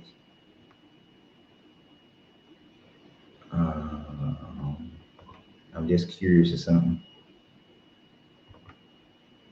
I'm curious about the subtitles thing. Advanced settings. Don't see where I can add subtitles. Okay.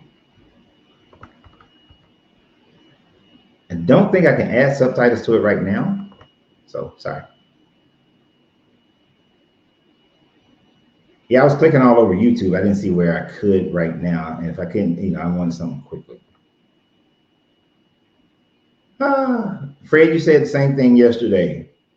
Oh, since you're ignoring me, I would go after the people that follow you, Dan. I would go after the people that follow you, Dan. You mean you'll go after the people that follow me, Dan?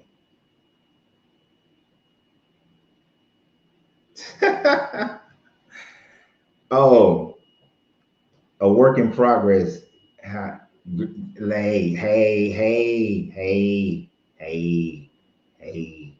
These people don't know that name, Rachel. These people don't know that name. Don't be outing me on that name, Rachel. I'm glad that Facebook and YouTube people can't see it. Don't be outing me with that name, Rachel. I'm gonna let N10 come up. But hey, Rachel, how you doing? It's good to see you. Mayretta. Y'all don't know about Mayretta. Y'all, that Louisville. Y'all know about that Louisville in Mayretta. N10. Hello, Deacon. How are you? I'm doing well. How you doing? I'm fine. So, I have a question. Wait. Before you ask a question, are you over 21? Yeah. Are you a believer of the Bible? No. Do you believe in any God? Say again? Is there a God that you believe in? Yeah. Okay. Basically, I am Muslim. I didn't understand nothing you just said. Say it again. I said I am a Muslim. Oh, you're Muslim. Okay. Yeah. So is it okay if I ask a question about Christian or this topic is not for a question?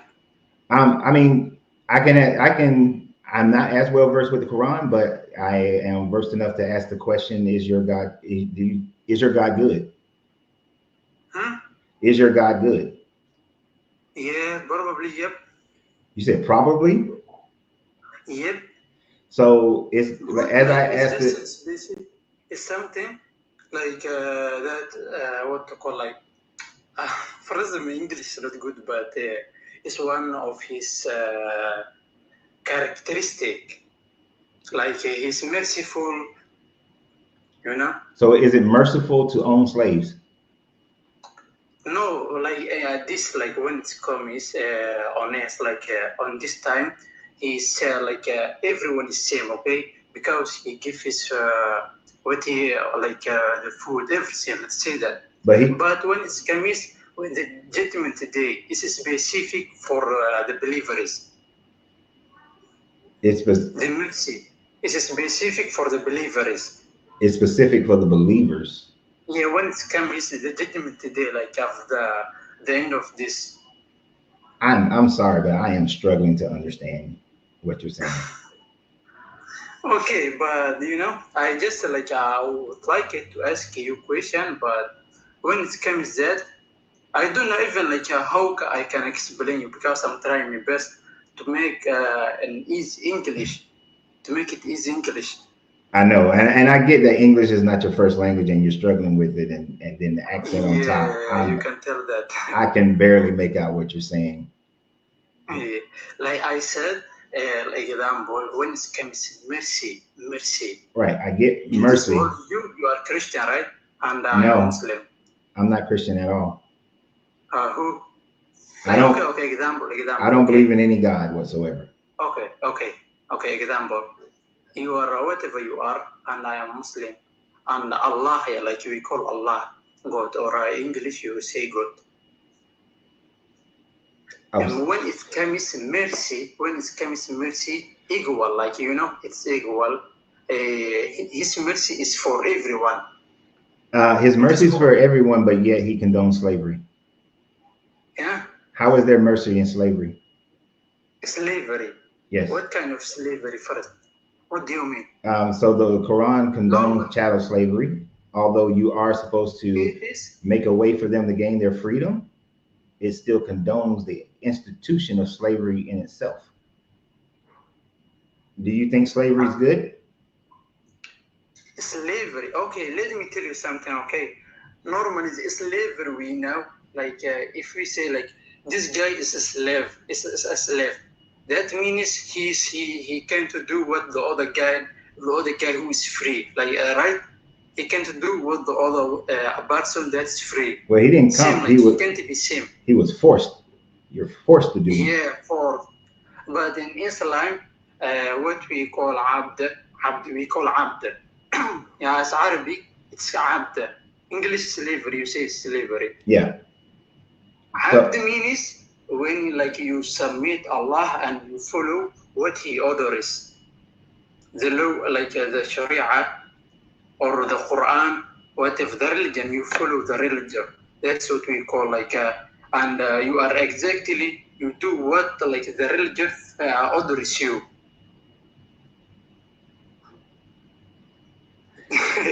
This is not working. I can't have a real conversation because I'm just not able to follow you. I'm sorry. Okay, no problem. I appreciate you coming up though. But the problem is my English. I know, and I don't speak Arabic, so it's not working. I appreciate you though. Yeah. Okay. Thanks. Thank you very much. Yeah. We know that's a hard thing. Oh, well, there was another person in there. Why are you not accepting my guests? Because I only do one person at a time. So if you can't be patient enough to wait, then it is what it is. Oh, thank you, work in progress. I'm calling you no damn work in progress. Your name is Rachel. Thank you for you like listening to the page. You know what's funny, Rachel? When we was growing up, me and only Tim W. Not going to put his name out there. We were the only ones that I knew of who was having difficulties with Christianity, and me and him have talked many times of how we felt so alone in Marietta because everybody was Christian, you know. But it's interesting now how many people from how many of the people we grew up with have began questioning the Bible in itself. But I put my Marietta name out there, and don't y'all go, well, y'all don't go looking for that name because I hate that name. I can't stand that name. I didn't even like it when I was a kid.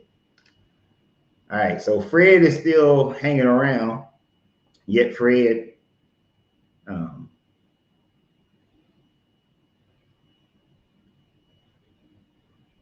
I don't care if you're going live with somebody that follow me, and you always somebody gonna deal with somebody, but can never come onto the live to deal with somebody.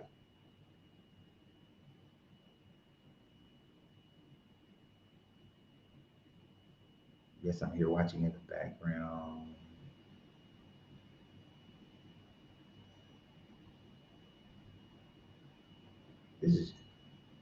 Come on, Fred, come up.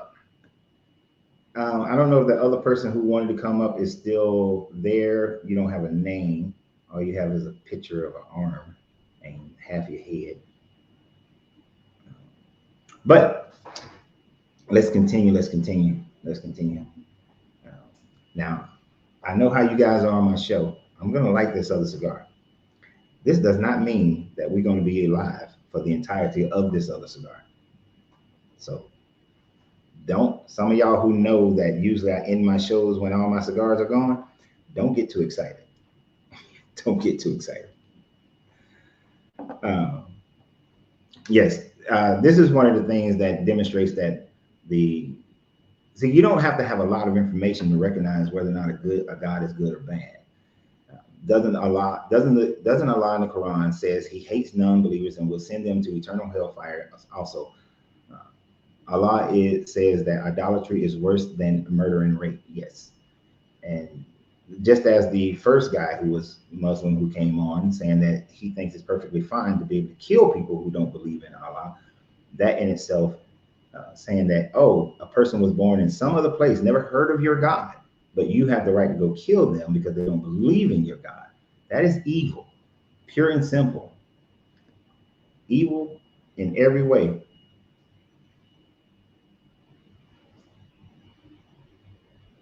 I question Christianity. I think there is a supreme being, but I can't find any in religion today. And you never will find any supreme being in any religion because all supreme beings in every religion is evil as hell.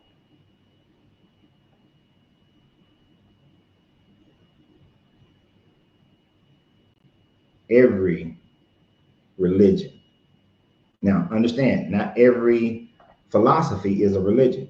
Like, I don't think Buddhism is not a religion to me. It doesn't fit. There's no supreme deity in Buddhism. So it doesn't fit a religion. It's more of a spiritual philosophy. All right. And I'm not saying Buddhism is right because I think that there are certain things about Buddhism that's wrong as well. Right. But trying to, and Abigail just made a great statement that what I was just about to say, moving from one system to another system is still not looking inside yourself and recognizing who you are and growing as that person, having that self-determination.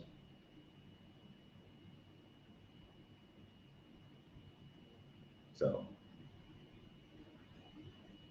I don't see the need, although some people still see the need for God, and that's a part of people's different journeys. I came to realize there is no need for any supreme being or deity, that life is a balance of cause and effect based on the different things that people do and that nature just does. Like there is the cause and effect of nature. You know, every year there's going to be a freaking hurricane coming to the Caribbean. If you decide you want to live there without an escape plan, that's your damn fault. Why do Muslims try to speak about Christianity? Religions are always fighting one another as well.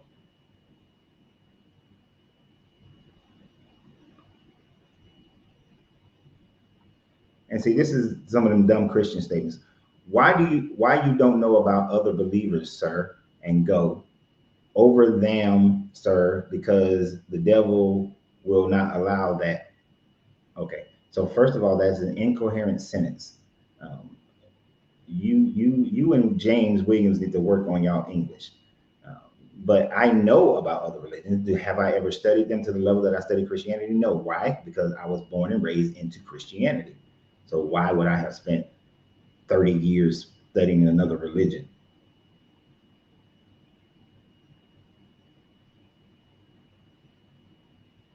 And that's a good point. I think that's why Christians become atheists, because they feel alone.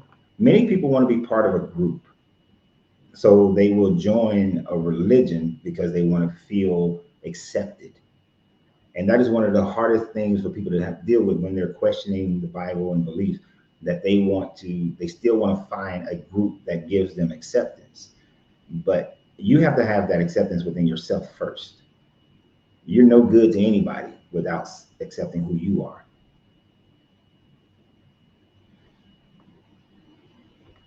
So let's get back to the subject matter. Since Fred's scared to come up, I'm comfortable today with my personal spiritual journey. Good.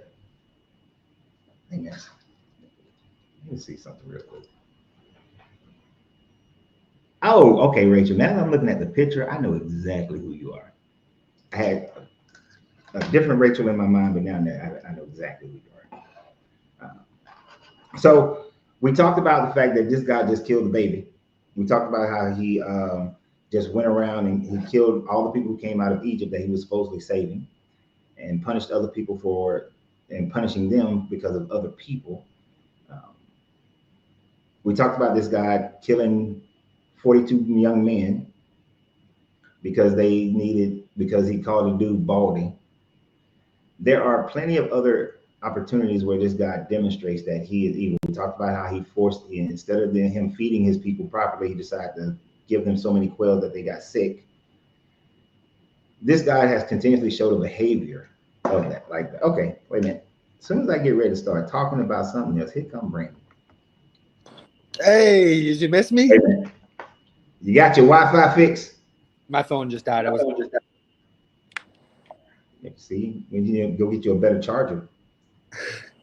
The baby kept me up all night. I forgot. I was looking at my phone, fell asleep with it. Gotcha.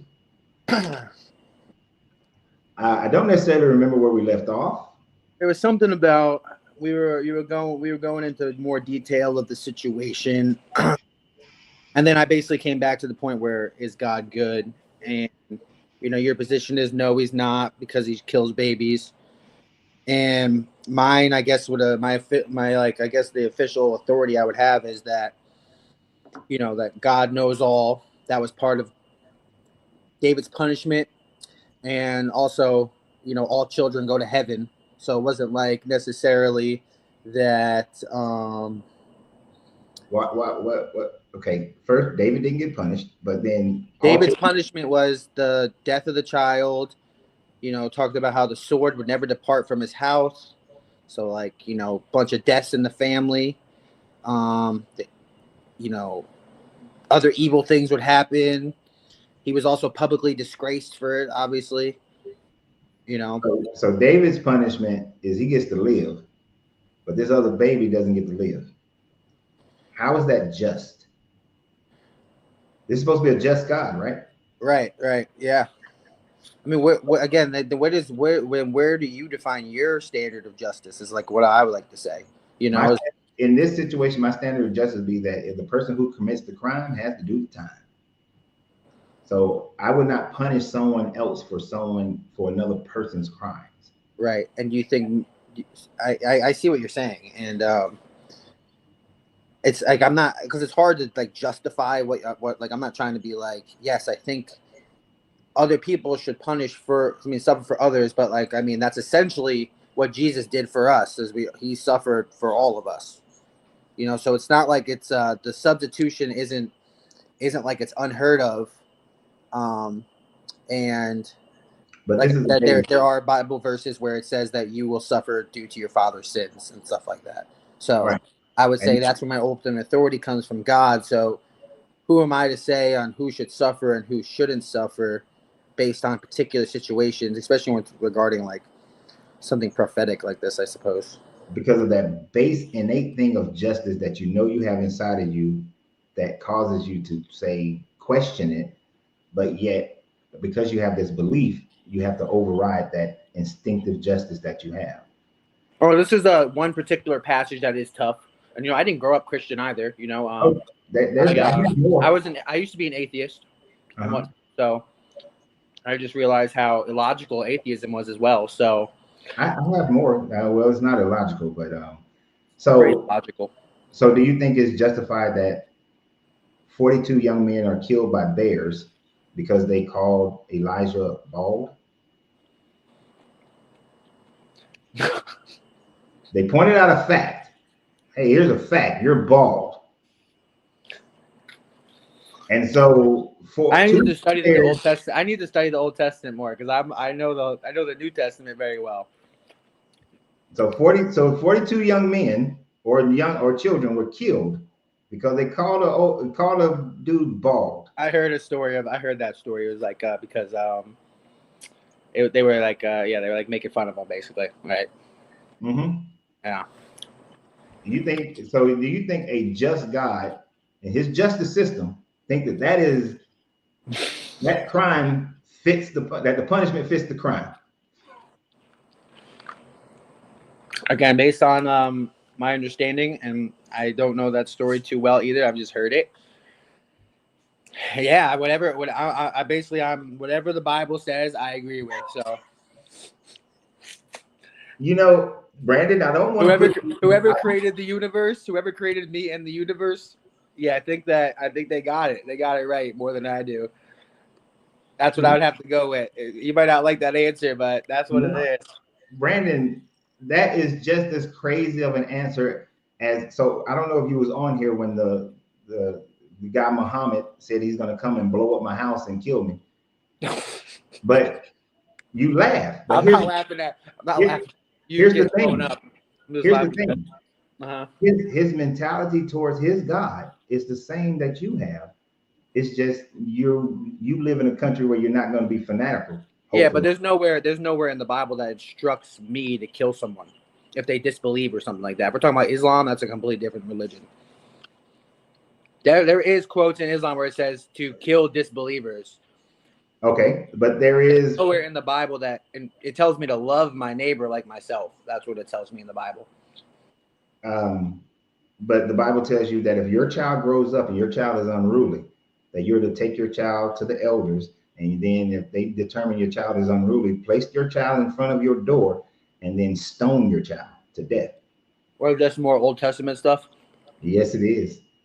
Yeah, I need to get better at the Old Testament. I do know those laws no longer apply to the New Testament because Jesus fulfilled the laws. Oh, really? You sure about that? Positive. So let me ask you what makes you think that? Plenty of verses. Probably letters from Paul would probably be the ones that stand out to me the most. When he talks about there's no longer Jew nor Christian, female nor female, we're all one in Christ. Talking about how God, he did not come to he didn't come to abolish the law, means get rid of it, but he came to fulfill it. So then we have, in the Old Testament, it promises a new covenant. And then Jesus, as he breaks the bread at the Last Supper, this is my body, this is my blood. I'm sure you heard it all. And that is the new covenant that they are under. Now we're under grace through faith. So that's your doctrine. That's what you've been taught. No, that's what Christianity teaches. That is right. That's your doctrine. And that's what you've been taught. That is not what your Bible teaches. Okay. Show me otherwise. So the Bible says, it has Jesus saying that in the part where you say, I come not to abolish the law. So right there, he says he's not abolishing the law. But then finish. You got to finish the. But come to fulfill the law. Right. Now, to fulfill something doesn't mean the abolishment of something. But what does fulfill mean? Fulfill mean that you are capable of doing that thing, which is the law. Fulfilling would be completion. Right? I fulfilled my duties. I completed my duties. So he didn't come to destroy it. He came to fulfill it. That was the only way for the law to be, for us to get the new covenant that was promised in the Old Testament. Jesus needed to come and fulfill the old covenant. Right. So here's the thing. Here's the misunderstanding that comes from this teaching of fulfilling the law means to complete the law. It is not a completion in the framework of the abolishment or the completion of a covenant. The God of the Bible in the Old, and this is another reason why you should definitely study the Old Testament. Every time he gives us the laws or the laws or the commandments, he always says that these are perpetual. These are to be done forever, right? What does perpetual mean? What does forever mean? Yeah, can you give me a verse, the reference? I see. Now you're gonna make me work. I'm sorry, man. This is your line. It is, and that's why I don't mind. Actually, this is the first time I've ever done this. I just saw your thing and I was like, oh, this sounds like fun. Let's do it. Now you're teaching me where I need to tighten up on so I can come back and give you some better responses. Is that what we're doing? That's what I'm gonna do. That's what we're doing. Here, give me 2 seconds. I'm gonna get something to set my phone on because it's plugged in. I can't get it to stay. Go do that. By the time you get there, either I or somebody in this phone. Usually Isaac would have already had something up for me. Isaac, you fell in your duties, man. You fell I'm back again. He's slacking. Yep, Isaac is slacking. Isaac usually have me hooked up already, but in the midst of me talking. Come on. Let's see. All right. So, damn it. That's not opening the way I wanted to open. Let's make this. Oh. So, if you look at Exodus 31:16, this is a small example, but still an example. I'm typing it in 31:16. Mm-hmm.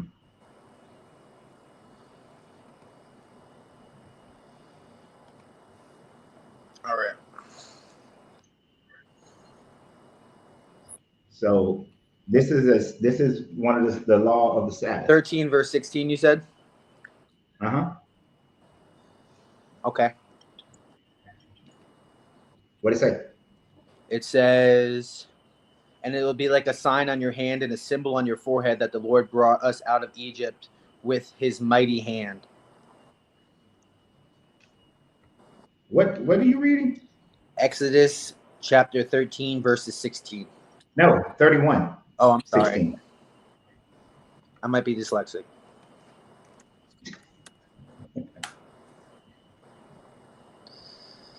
All right.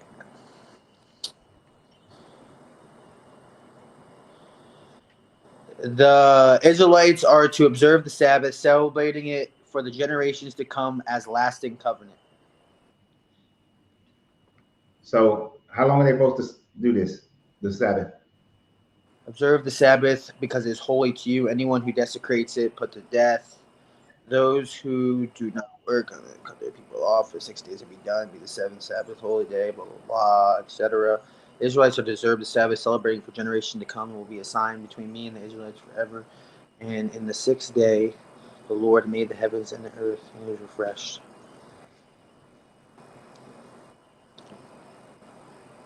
It'll be between the Israelites and God. For how long? Forever.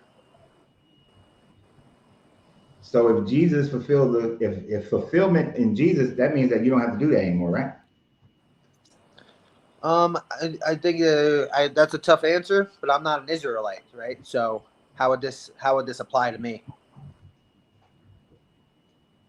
Because this is the God of the Bible. The God is not Jesus, and this God's supposed to be the same God. The same but different, yeah. the same but distinct in persons. And then you're saying you're not an Israelite. So the 10 Commandments, thou shalt not murder, was that given to the Israelites? Well, I know the Israelites were given, the Jews essentially, they were given like 500 and something commandments. 613. So is one of those commandments, thou shalt not murder? Yeah. So is that only for the Israelites? No, because in the New Testament it says that maybe it's Old Testament still, but he says that he wrote basically the law, the 10 Commandments on our heart. Oh, so the commandments are the commandments are perpetual. You're supposed to maintain the commandments. Let's see.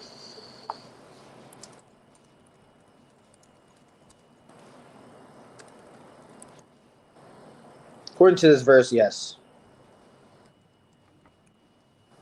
Okay, so according to that verse, and I make that distinction because you were saying that as far as the Sabbath was concerned, that was something he gave to the Israelites. But all the 613 commandments that Jesus himself was following, supposedly, were to the Israelites. So why do you can't separate the two? Well, that was what he needed to do to fulfill the covenant, though. So he needed to follow the covenant, so to fulfill the covenant, but to create a new one. Is that what the Messiah that is prophesied in the Bible? Is that his job, just to fulfill the covenant and make a new covenant, or does the Old Testament? That's one of his many jobs. Yeah.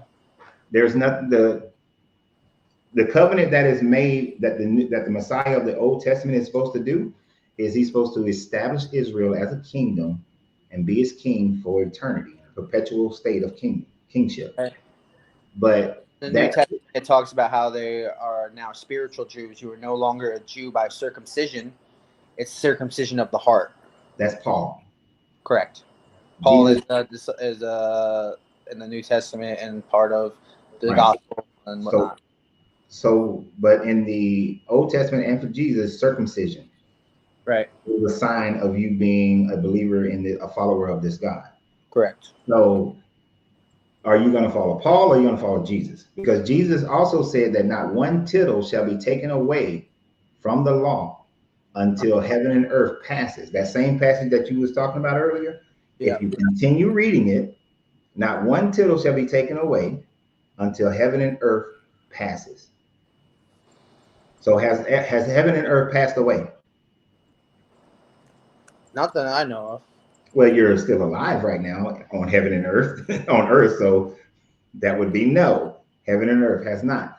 So in the one that you read, Jesus is saying that not one aspect of the law shall pass away until heaven and earth passes away. Yeah. So the idea again, I probably need a little bit of context because he's still alive on earth, so he hasn't fulfilled the covenant yet either. I see what you're saying though. But at that point in time, there's still the old covenant intact. That is taking away and adding to the idea of fulfillment. So let me ask you this one then. Jesus also says that anyone who does not fulfill the law and anyone who teaches you not to fulfill the law shall be called the least in heaven. So if he knew that you're not going to have to follow the law. And this is why he was still alive though. What would that statement? Of course, he didn't say shit when he was dead. Right. According to he the did. He spoke to the book. He said a few things. Right. Through Paul. When he was talking to the other people, did he ever say that? Okay, now you don't have to fulfill the law. No, he was still alive, and they're still under the old covenant. I'm talking about that would be my response. In his transfiguration, did he ever say that you don't have to follow the law anymore? Did he say that you have to continue to follow the law? Yeah, he did. Plenty of times And what verse is that? When he was supposedly, What verse is that? When he was supposedly walking, the one that you read. Not the one that you just read. Not the one in Exodus, but the one you quoted, I should say. He came to fulfill. The In one in Galatians? Talking about Paul? Mm-mm. I'm sorry. I don't really recall. Jesus saying that he came to fulfill the law. Let me go find it real quick. Oh, I see what you're saying.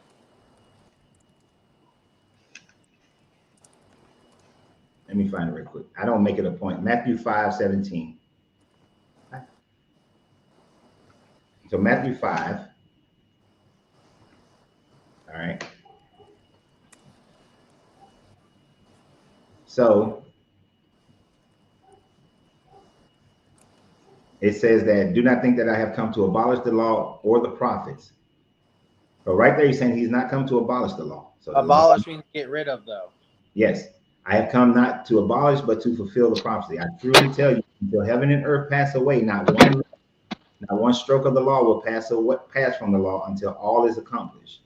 Therefore, whoever breaks one of the least of these commandments, and teach others to do the same, will be called in the kingdom of heaven, will be called the least in the kingdom of heaven. But whosoever does them and teaches them will be called great in the kingdom of heaven. So he's saying that if you teach not to follow the law, you're going to be considered the least in heaven, because not one tittle from the law is to be taken away until heaven and earth. It didn't say until I am sacrificed, until I rise again. He said until heaven and earth has passed. So he gives the time frame that you don't have to follow the law anymore, which is heaven and earth passing away. But what Christians have done is to change the idea and create a new doctrine so that people don't have to follow the law. Because let's be honest, during the time frame of Paul, the non-Jew was not going to follow these laws. There's no way the Romans were going to follow these laws. Correct. So this is why there is so much conflict with Paul and in his writings, because Paul is writing to convince Gentiles. I see. I'm Now, not gonna lie to you, I did miss a good part of it. I tried to say something, but it was muted for some reason. It got connected to my car. Oh, it did? Oh, that's why. It's okay. I got the gist, though. I got the gist. I was like trying to tell you to wait, but I guess you connected to my Bluetooth outside. Oh. So the gist is, until heaven and earth passes away, the law is still valid. And if anybody teaches that you don't have to follow the law, they will be considered the least in heaven. Okay, which verse was that one that you just said, that last one? Matthew 5, starting at 17. Okay. Yeah, down to about 20.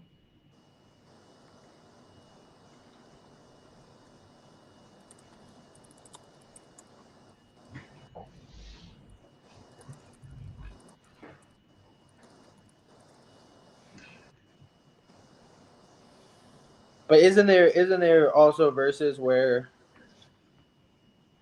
the disciples are talking to non-Jews and whatnot, and they're telling them that like they don't have to follow the law, like just you only have to, don't commit murder, don't take part in sexual immorality, and a few other ones. You know what I'm talking about? You have writings where Paul is telling the people that they don't have to follow the law, which then would indicate a contradiction to the teaching of Jesus. This is why you can find many contradictions between things that Jesus supposedly said and what Paul supposedly said. Right. Because the law is not supposed to the law is what shows you the wrongness that you're doing. And nobody has ever kept the law. So like no one has ever, except for That's not true. Except for who you gonna say? You can name a person who kept all 613 commandments. Yeah, Zechariah and his wife Elizabeth. Luke chapter 1. It says that they were righteous and kept the law. And what happened with them?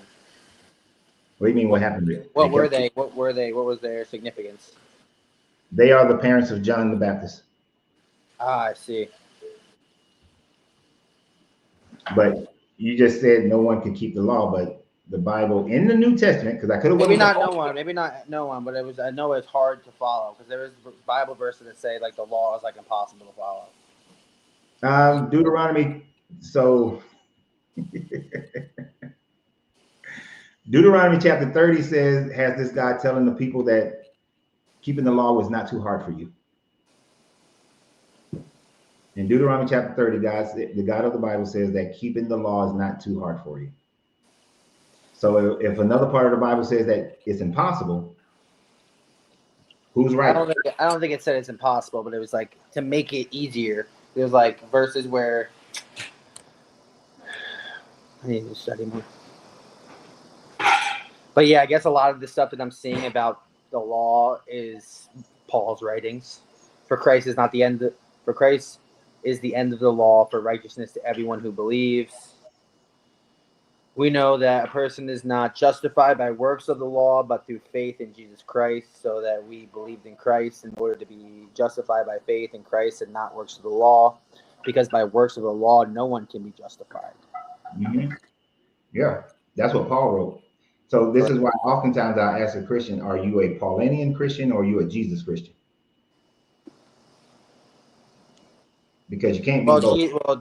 These are revelation from Jesus, just like in the Gospels. I mean, it's not like you're a Lucanian. He's recording Jesus. So then the four Gospels are wrong then. So Matthew is wrong. How so? Because Matthew is saying that you have to keep the law. Okay, this is Matthew chapter 6, you said? No, well, the first one that we saw was what was that? Matthew chapter 5:17. So Matthew chapter 5. Okay. And then you also there's another aspect of it and another one in Matthew 23. So Matthew 5:17. Yeah, Matthew 5:17 down to about 20.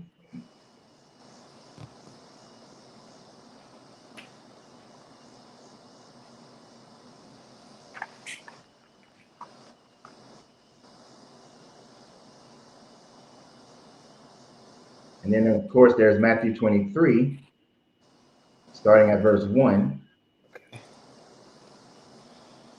Matthew 23, and then Jesus said to the crowds of people, teachers of the law, and Pharisees sitting in the city, be careful.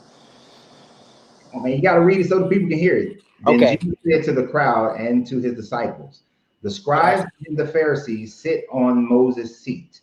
Therefore, do whatever they teach you and follow it, but do not do as they do, for they do not practice what they preach. Right. So what is the seat They're of hypocrites. Moses? Yeah, no, they like the authority. Right, the law. Yeah.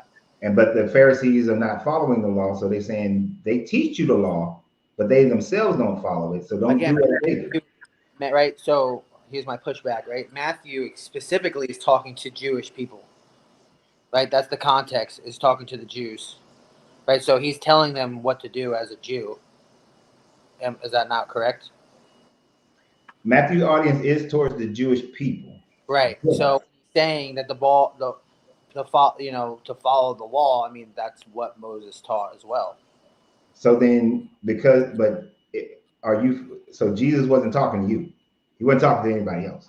You don't have to do anything anything in Matthew, you don't have to follow because he's not talking to you. Well, I mean, every gospel almost says the same thing, but, it gets just a little bit different details, I suppose. But this in specific, he's addressing the Jewish people right here in this context. He's talking to the Jewish people who are at synagogue, and he's saying, don't listen to listen to what the Pharisees say, but don't do as they do because they're hypocrites.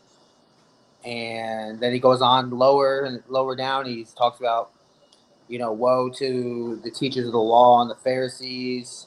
You guys are hypocrites. You shut the door to the kingdom of the heavenly people in their faces. You yourselves do not enter. Got it. So are you saying that? So the question is, are you saying that since Matthew is being written to a Jewish audience, that nothing in Matthew then you have to follow or apply to your life? No, I'm saying in this verse in particular that you're referencing, Jesus Christ is talking to Jewish people. The whole time in Matthew, he's talking to Jewish people. Right. Well, this exact passage right here, I mean, but who he's talking to is Okay, but in the Gospels and point blank period, 99% of the conversations that Jesus has is with Jewish people and towards Jewish people. Right. So can you show me? Is there a reference where Jesus is talking to a non-Jew and telling them to follow the law? No, like I said, most of the time he's talking to Jewish people because he was in Judea. The very few conversations that are not with Jewish people are to Pontius Pilate or people of that nature, or to the Romans. Okay. So on that stance, are you saying that since he's talking to Jewish people, then none of the Gospels apply to you? No, I'm not saying that. I'm saying in this particular instance, he's talking to Jews under the old covenant. So that would be the context. So when does Jesus talk to you? When does Jesus talk to me? Yeah, what teachings of Jesus is talking to you when he's not? Depends on where we go. We go to different areas in the Gospels. So in the Sermon on the Mount, who is he talking to? With the Beatitudes and all that, who is he talking to? Well, he's describing the meaning of the law in more depth. So he's not talking to you. So the Sermon on the Mount doesn't apply to you. No, I'm not saying that it doesn't apply to me necessarily. Why not? He's not talking to you. But me following the 613 laws doesn't apply to me. But that also doesn't mean that you can sin willingly as well. Like just because that this, that the law was fulfilled, does that mean that you should go on willingly sinning? Absolutely not. Well, hold on. He was talking to Jewish people when he said that about fulfilling the law. So he's not talking to you. Right. Because you can't apply that to you. But Christ came for all people. But that's why he had to do the sacrifice to make us all right with God. Actually, Jesus said he came for the lost children, lost sheep, the Jews, the Israelites. He didn't say he came for everybody. And then he said he left the 99 for the one. That ain't got nothing to do with coming for non-Jewish people. That was just a parable, just stating that he would go and find that lost sheep, which the lost sheep is referred to as the lost tribes of Israel. Right. Yeah. So, okay. That's still speaking to the Jews. Paul is the only one who speaks to non-Jews. That's why I asked the question, Paulinian Christian or Jesus Christian? Because if you're a Paulinian Christian, then none of the Jesus stuff matters.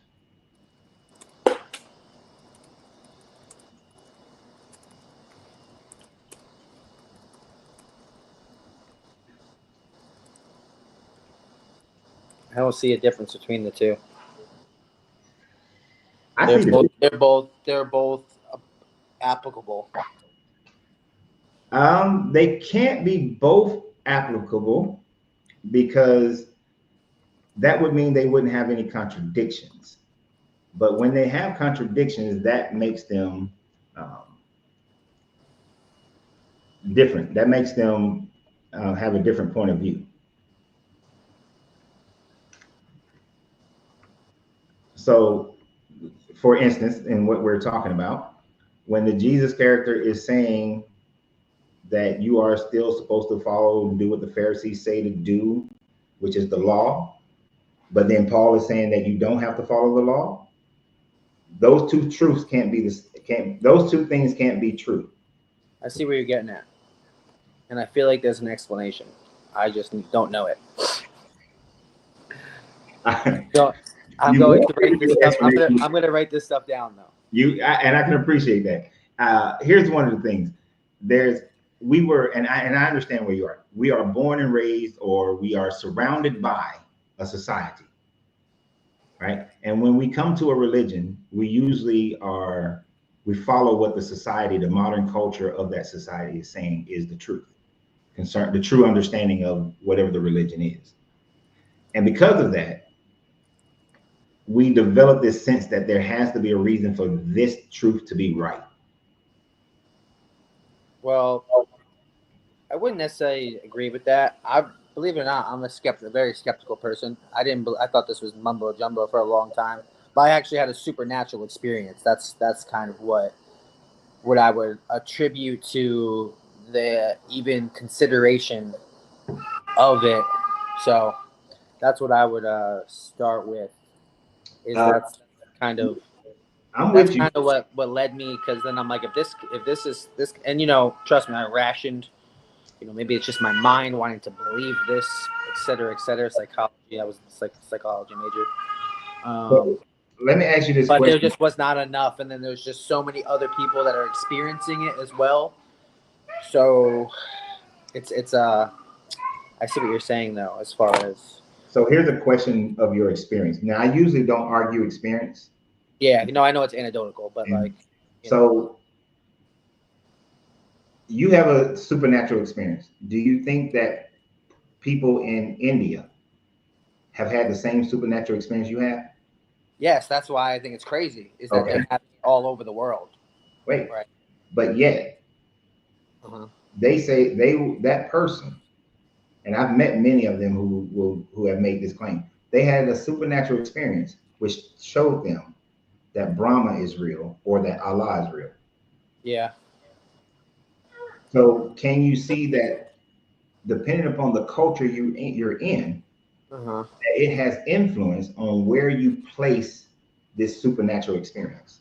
Yeah, I just don't see how. I don't understand why my experience with Christ would be that when I wasn't, no one in my family is like Uh, I'm not surrounded by anyone that. I mean, yes, right now I have more Christian friends and whatnot, but that's because Brandon, yes, your eyes, your ears, your nose, your mouth, they hear, see, and record everything.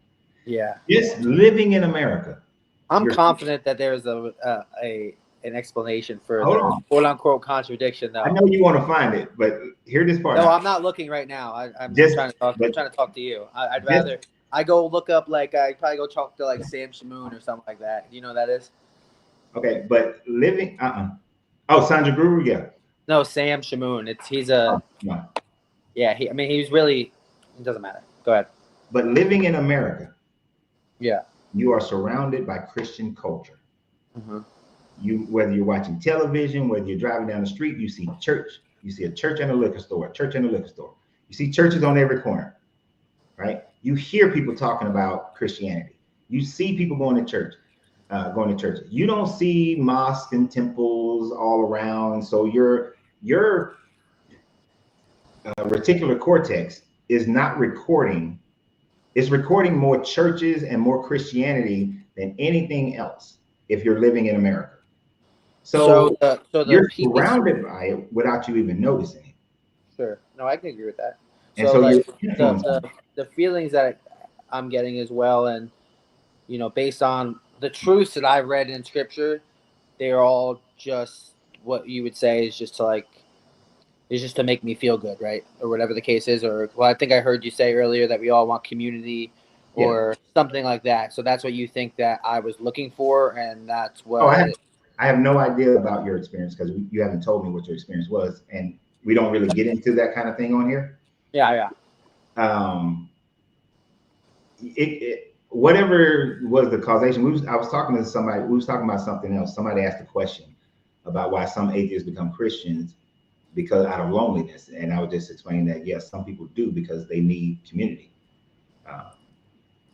and that loneliness is real because I felt lonely when I was the only one questioning the Bible when I was younger in my hometown. Well, I wasn't the only one. I found out later that another guy was, but that felt lonely. So that's what I was talking about. Now, everybody has their own experiences, but one of the things that I realized, especially by going to different places all over the world and talking to different people from all over the world, I started to see that people were having the same spiritual experience, yet relative to the God, the primary God of their community, that's what God they ended up placing their experience on. So but you wouldn't equate these religions to being the same necessarily, right? They all, like, for example, and again, according to my interpretation and understanding, that it's not a works-based religion, that it's the free gift that you receive, versus like Islam or something like that, where they do where like the good outweighs the bad, or there's like Buddhists and stuff like Yeah. that, where they talk about karma, and things of Yeah. that nature. No, they're not all the same. They all, because of they are going to have their differences, and I don't elevate. I might elevate certain aspects of different religions, but I don't elevate any religion above the other religion. Like, I actually think it's better that the Islamic God just says, "Hey, do more good than you do bad, and I'll just forgive you." I think that the Zoroastrian God, That's not completely true, but yeah, I get what you're saying. I mean, it's more to it, but it at least has him saying that I can forgive you without having a human sacrifice. But I can appreciate the Zoroastrian, Ahura Mazda. Ahura Mazda just says that if you do more good than bad, now of course you got to believe in the gods no matter what. But if you do more good than bad, you will get to go to heaven. Yeah. Which I think is a more fair situation than I can do all the bad that I want to do, but as long as I believe in this God, and that's not true either. You're misrepresenting, because it says that just because you were forgiven, does that mean you should go on doing bad? Like, it literally tells in the Bible, give to the poor, take the clothes off your own back. Like, so I get what you're getting at, but I wouldn't completely agree with it. It says that, so whosoever believeth in me shall enter the kingdom of heaven. Correct. So if you believe what do they talk about too? That works come through faith. You're grateful for the gift of eternal life, so that makes you be a good person. You're not being a good person because you're hoping to get favored by God. You've already been favored, and out of gratitude, you do the good things. Oh, now I do agree that there are aspects of the Bible that most Christians miss. The fact that it says that you become a new creature, and most Christians remain the same. Heart and mind. Well, I would say that you're not a Christian then. Right. You got some, like, I had a guy come on here and he calling me a boy and he's speaking all, cussing about the LGBTQ people. Right. I've had friends do that too, and I'm like, he's not displaying Christian, the new creature. Yeah. But James also says that works without faith is dead. Right. So basically the mindset here is, if you truly believe in this Jesus, then you will do the works that demonstrate that you believe in this Jesus. Correct. By becoming a new creature. But then the Jesus character himself is saying that if you believe in me, then you follow the law, because that's what he followed. Yeah, I still think that's the fulfilling of the law, though. That's what I'm stuck on. It's not about, like, the word fulfilling is completion, not abolishing. Well, I mean, Elizabeth and Zechariah fulfilled the law. All right, and their son was a prophet. And what? And their son was a prophet. What does that got to do with anything? They fulfilled the law. Yeah. Okay. So they fulfilled the law. Job fulfilled the law. Daniel fulfilled the law. Yeah, but okay, imagine this. So you're talking about atoning sacrifice, right? Because that's the point of it, is atoning sacrifice. So they used to, I'm sure you're aware, the Old Testament used to, they slaughter a calf or whatever. Yep. So, and that would cover the people for so long. My understanding is, okay, even if you were there's a reason why a human being couldn't be the atoning sacrifice, because, like, a life is worth a life. So I'm assuming that's why, God becoming flesh, that is what can cover all sins versus one person. If one person was perfect and died, I just don't see how that would atone for everyone. You said one person was perfect and died, that would atone. Which again, it doesn't mean Isn't that what the Jesus narrative is? One person who was perfect and he atoned for everyone? Say that one more time. Isn't that the idea of Jesus? One person atoning for everyone's sins? Yes, but he's God in the flesh, which makes it sufficient. Because who else can fulfill the will of God completely but God Himself? I know we're getting philosophical, but like, just because they didn't break a law, you think about in Job, he would have these negative thoughts in his head, but he never allowed the filth to come out of his mouth. You know what I'm saying? Like when he was facing all the affliction, and When did it say that he had these negative thoughts in his head but wouldn't allow it? He didn't say that about Job. People tried to get Job. He like was cursing God in his head. No, he wasn't. Yeah, he questioned God, and that's why God came down and was like, "Have you ever?" He questioned God after God appeared. He wasn't saying having thoughts in his head or evil thoughts in his head. He just asked God, I've been right, I've been faithful, I've followed the law. Why is all this stuff happening to me? Yeah, I know, because his friends were like, "Well, maybe you did something wrong," and he's like, and he was like, "No, I have not." His wife was saying stuff. He was like, "No, I have not." Job just asked God a question, and then God went off on Job and cussed him out. So Job never had. You see, this is what you have to be mindful of. I don't know how long you've been a Christian, but one of the things you have to be mindful of is when you go to a lot of these pastors, they will infuse certain aspects into the story that's not part of the story. It's kind of like with what you said about Job having these evil thoughts or negative thoughts. No, that's not part of the story. That's something that somebody just said. Or you ever heard somebody calling a woman having a Jezebel spirit? I don't think I've heard a Christian say it, but I heard like something about how it's like a lustful type of, they'd attribute it to like some sexually immoral stuff. Sexually immoral stuff, being disobedient. There is nothing in the story of Jezebel that indicates that. At no point in time was she acting out in lust. At no point in time did she do some corrupt stuff. It was actually all the men around her that did all the bullshit. But she gets blamed for it. And many pastors will teach it as if she did something. And they'll say, "Oh, you women, you're not being obedient. You got a Jezebel spirit." Jezebel never had to worship Yahweh. She comes from the city of Tyre. She never put up a statue of Baal. Her husband, Ahab, did, who was an Israelite. So, but she gets the blame for it. You see what I'm saying? I see. I guess what I was confusing it with is like the verse in Job where he cursed the day he was born. He wished he died when he was born, and all this stuff. Not evil Why thoughts. life given to him who is in misery? Why am I given life when I'm bitter in soul? I restrain my mouth. I speak anguish in my spirit.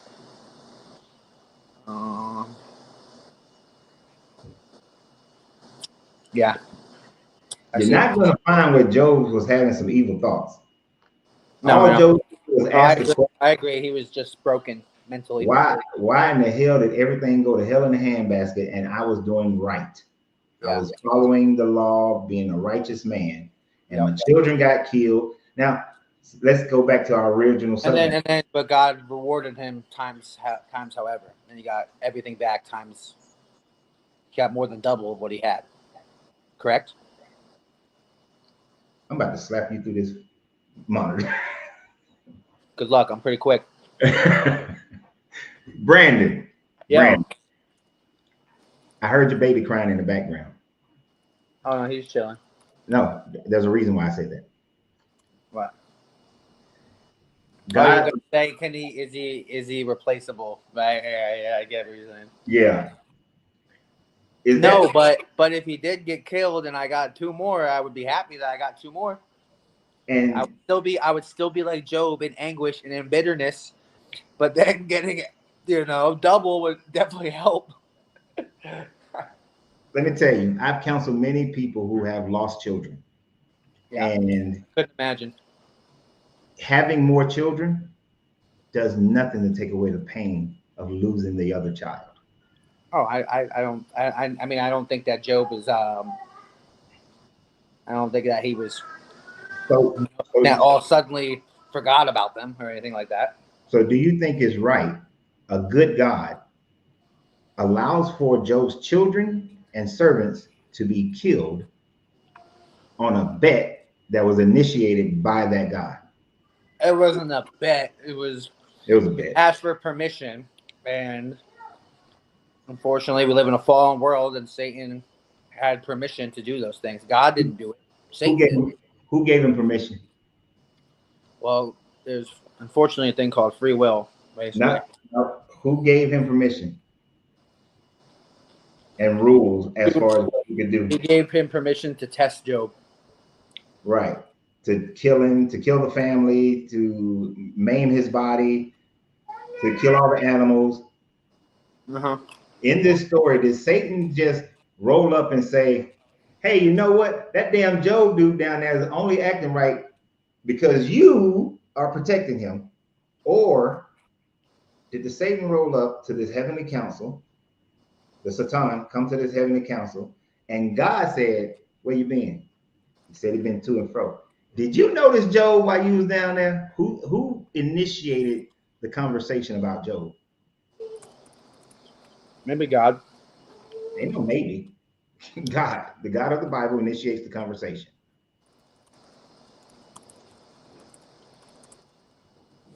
This God initiates the bet. Well, good thing Job is a strong, faithful man. So you think it's right that he gets to have his family murdered? I think that I'm not God. I can't be the one to be the arbitrary judge of the universe, man. See, the thing is, I know you just don't want to say that this guy is doing some effed up stuff according to. No, what I'm telling you is I actually believe it. I mean, call me brainwashed if you want, but like I genuinely believe that I don't have the arbitrary decision making for specific scenarios and throughout history. Does it feel like, do I not want my children to die? Sure, but is there a bigger purpose in life that may need to be fulfilled? Unfortunately, I suppose. But that's also because I believe in creation, and I believe that there is purpose. And yes, honey. Sorry. Oh, okay. So yeah, that's just we're just functioning from two different perspectives on life in a way. So you're living from the secular perspective that you've developed over your lifetime, and I'm operating from a biblical perspective that I developed over time. Yeah, and that biblical perspective have allowed for genocides and war and slavery. Oh, then what? Then atheism? There's more deaths from atheism in the last freaking 100 years than there is in all of human history. No, sir. Mao, Hitler, Go back. Hitler those was are all Hitler. Huh? Hitler Christian. Hitler was not a Christian. Hitler believed in Jesus. No, he was not a Christian. You are deciding that he's not a Christian. Now, I would agree. Look it up. I will agree with you that Hitler didn't act like a Christian should be acting, but Hitler was a Christian. I don't know about that one. Let's see. Historians and theologians widely agree that Adolf Hitler was not a Christian.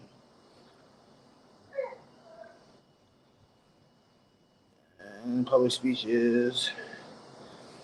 He presented himself as Christian morality when clearly he wasn't, though, obviously.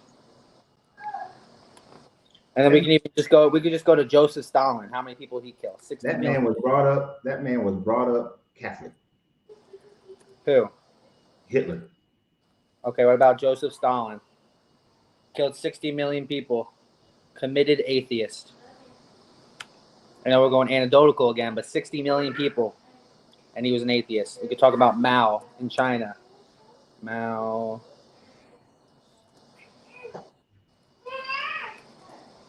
Because when there is no morality, then I mean, you could just make up your own morality. I think that's where the Bible is so great when it comes to the Ten Commandments, Okay. because it gives us laws, it gives us rules. Thou shalt not kill, thou shalt not steal. Like, do you disagree with the Ten Commandments? I disagree with half of them. Yeah. Like, which ones? Have no other God before me. Don't make any false idols of any other gods. Worship me on the So you Sabbath. You know, so all you the. think if God was real, if he was real, that Hold would be on, wrong, but let's go back for a second. right? Let's go back for a second because I like what you did there. You talked about over the last 100 years, right? Right. And But Mao and Stalin both killed 100 million people together as atheists over 100 years. take off your 100 years Okay. because that's the flexion point that you're trying to utilize to justify Christian morality, right? Well, no, it's just an example of how there's more deaths from atheism than there has been from Christianity. Not ever has been. Ever. Yeah. There's Really? more. Yes. Really? Yeah. So Besides what the Crusades, which they were just taking back the area that was overrun by Muslims who were killing them. have you ever looked up King Leopold of Belgium? He sounds familiar. King Leopold of Belgium and put Congo, murdering people in the Congo. Because you want to stop at 100 years. No, we can go all history. Hell, we can just look at the flood and your God killing every damn body on the planet. That's different than a human being killing another human being. Do you know how many genocides that the Bible God is telling Joshua and Moses and other David and them are doing? I think it's crazy that people be like, why doesn't God do anything? And then when he does something, it's a problem, you know? Well, when you're genociding people, that's the problem. Well, that's what I'm saying. So he's like, people say, why doesn't God stop this from happening? And then when he finally stops bad things from happening, that's the only time he's ever genocide. He never genocided for no reason. He goes to take back the land, or there was people who were committing child sacrifice and stuff like that, like sacrificing the ball. So, right, correct me. Christian rhetoric is what you're utilizing right now. Mm-hmm. As far as Joshua coming into the so-called promised land, yeah, those people were living their lives doing their own thing. They came in and took land that never belonged to them in the first place. Right? They never lived on that land and then came and reclaimed that land. They came in and took that land in conquest and were ordered to genocide all the other tribes that were living on those lands. And if you couldn't genocide them, force them into slavery. So it was not, it's only justified if you are saying that, well, because my God said so, then you're justifying it. Right? But when we look at the countless, the number of people who have been killed and murdered, and don't take this personally, manifest destiny. How many? Is this in the land? Is this the Canaanites that you're referencing? Yeah, there was pretty much Canaanites that they came in and killed in the book of Joshua. Yeah. And just for clarification, ancient northern Israelites practiced child sacrifice as well. Well, it's not biblically sanctioned, so I wouldn't call them Israelites then. Right. But and then you're claiming that these other people were doing all sorts of evil things like that is simply a claim where there is absolutely zero archaeological evidence that that's what they were doing. There's zero what? Archaeological evidence that that's what they were doing. And then you're going to have conflicting stories. So you weren't on here yesterday, but yesterday I demonstrated how in the Bible it says that King Meshach he sacrificed his son to Shamash in order for them to defeat Israel. But on the Meshach stele, King Meshach says that he just prayed to Shamash, and then after he conquered the Israelites, he then sacrificed the goods of the Israelites that they would normally sacrifice for Yahweh. Are you saying that this is in a different historical narrative that is found? Is that what you're saying?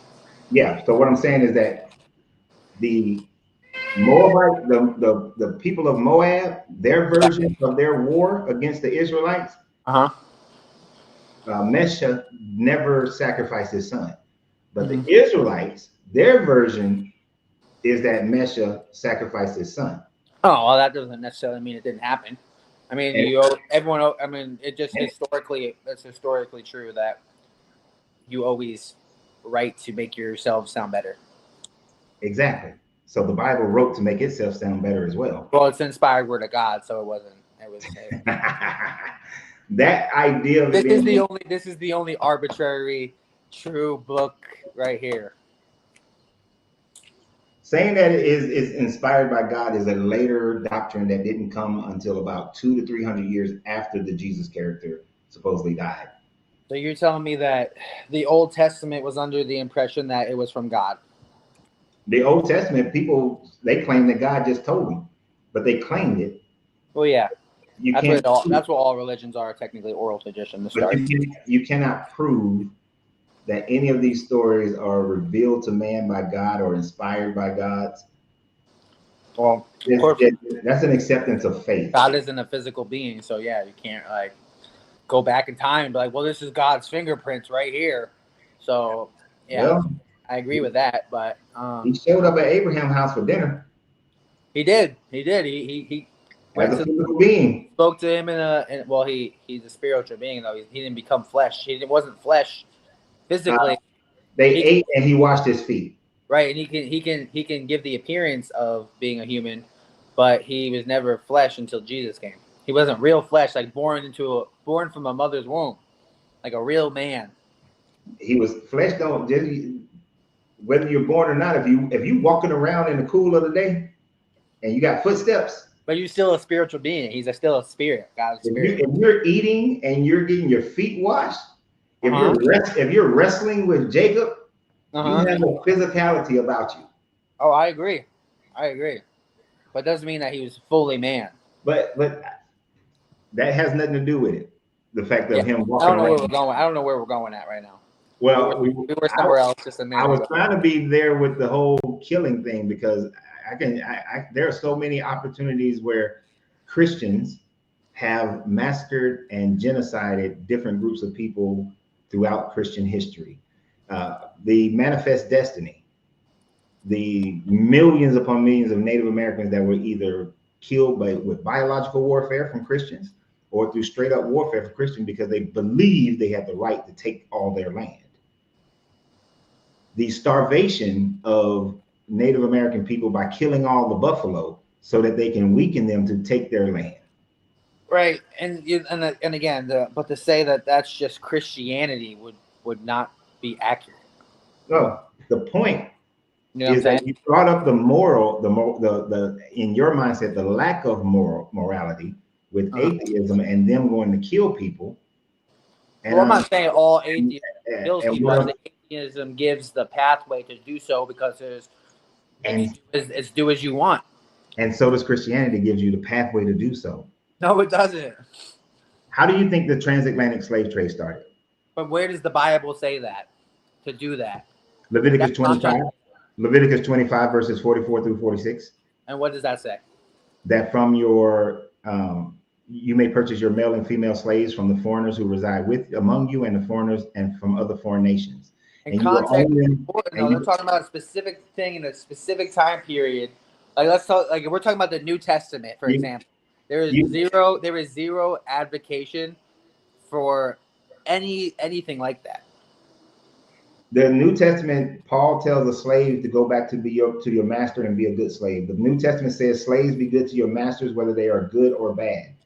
Right, I've seen that. There is no evolution. And it says there's no abolition of slavery in the New Testament. As anything, is still condoning slavery. You see, these books were written by authors who lived in a time frame where slavery was normal, and that's why it's incorporated into your book.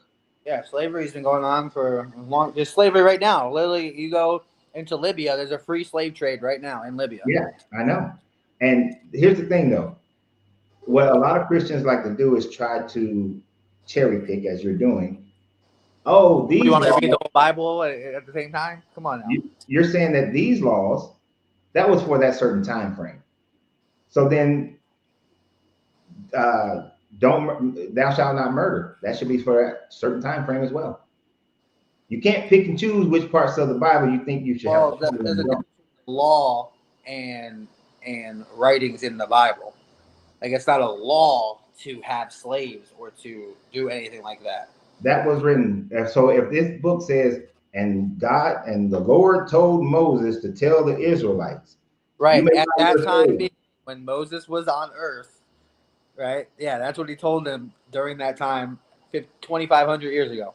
And he also told them, you go and genocide these people. He also told them, don't murder people, don't steal from people. Was that Right. just for that time frame? They're doing God's judgment on the sinful nations.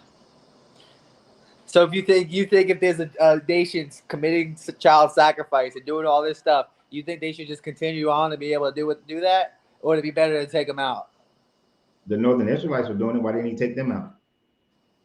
I don't have any reference to what you're talking about there. But see, your point is like saying that, oh, they was doing this evil thing, so they should have been taken out. No, I'm not saying that's what should have happened. I'm not making any decisions.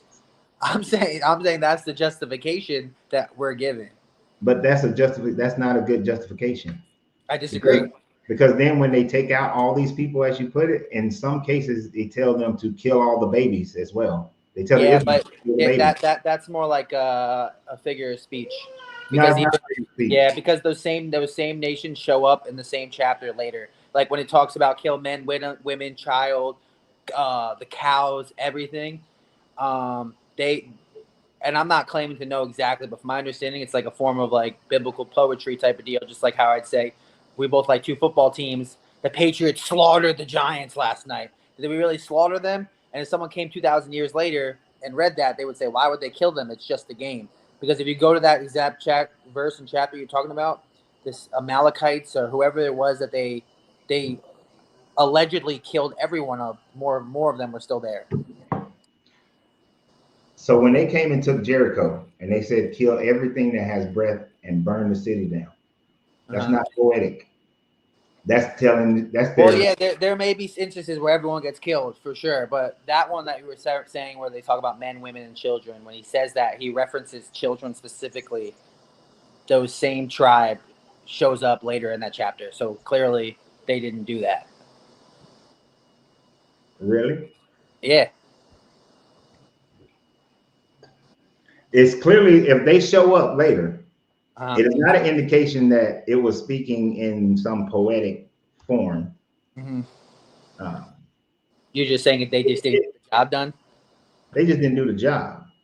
No, because isn't there verses about how you should take the women in and allow them to grieve for 30 days, and you could let them go afterwards and all that other stuff after war, because war is just a part of life, unfortunately.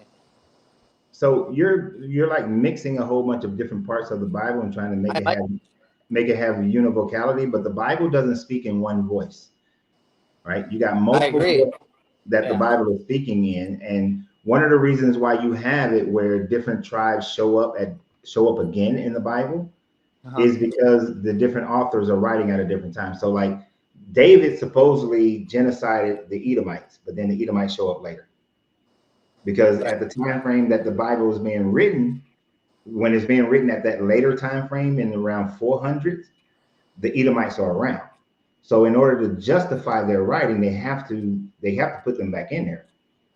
So it's not being written as if they're trying to make sure that everybody's good to go. I mean, it's not being written where they have knowledge of everything that was written before, and so they make mistakes. And these are the types of mistakes that we recognize makes the Bible fallible.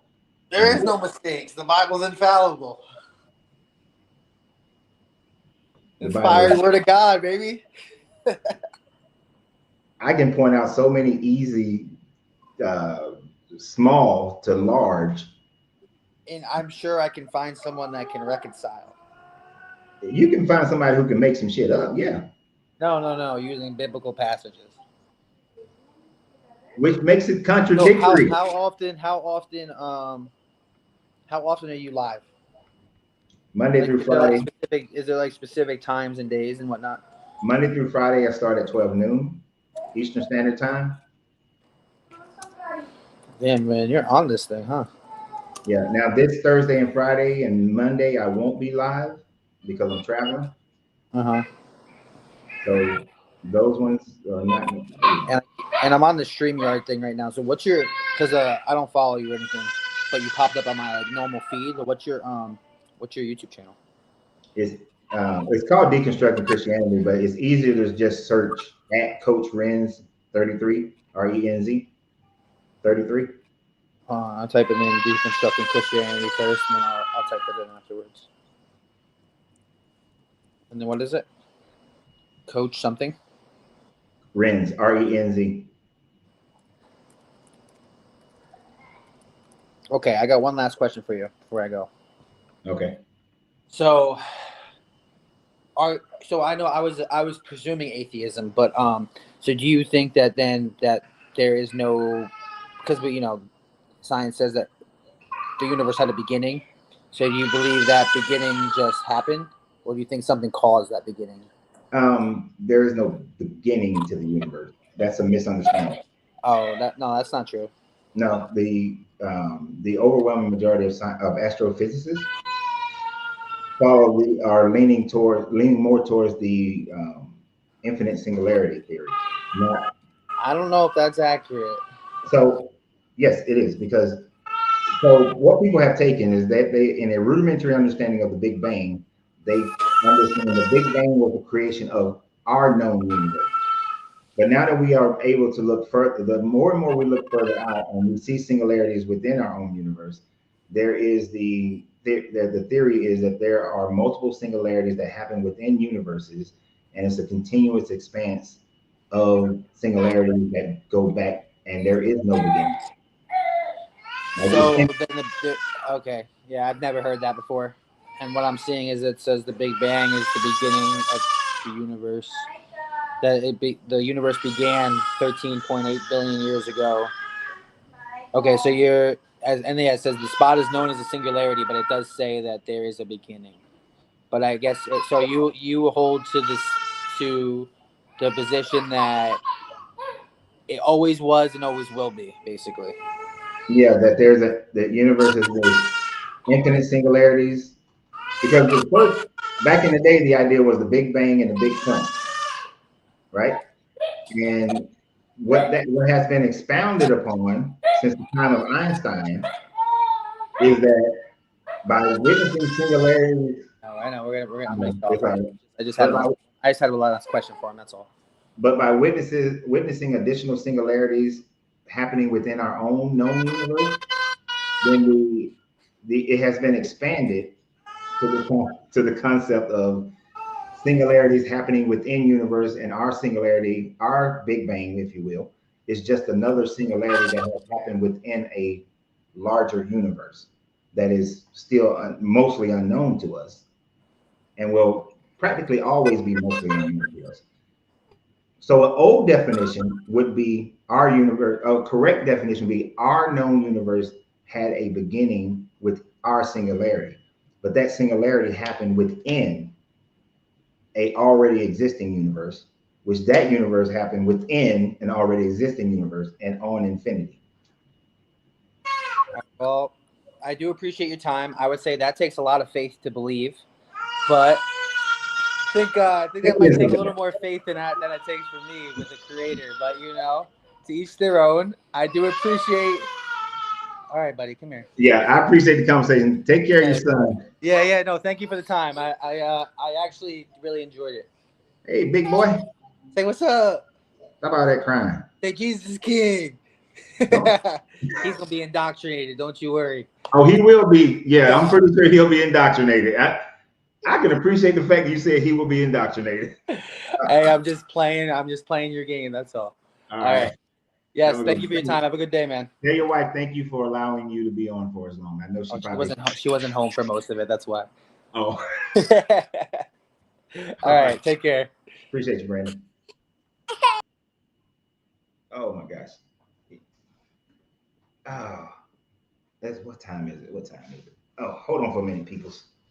Hold on. Ah.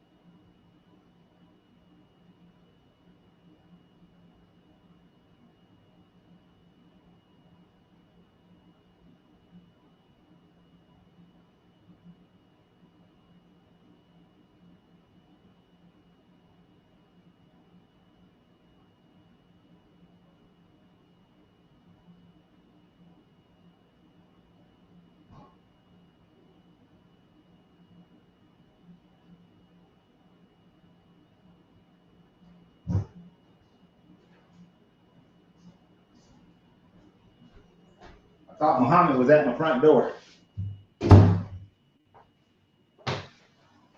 I thought Muhammad might have been at my front door. Had to go check. See if Muhammad was at my door, trying to kill me. That was a decent conversation. It's too bad other Christians can't have as polite a conversation as that, right?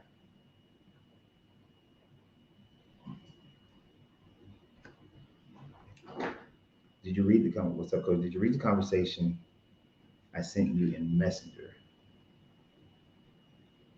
And I can't read it right now. Can't read it right now while I'm on here. But yeah, so that was, I mean, I understand. It always amazes me. People have what they call experience, and those experiences relative to the country you're in are going to dictate where you put that experience.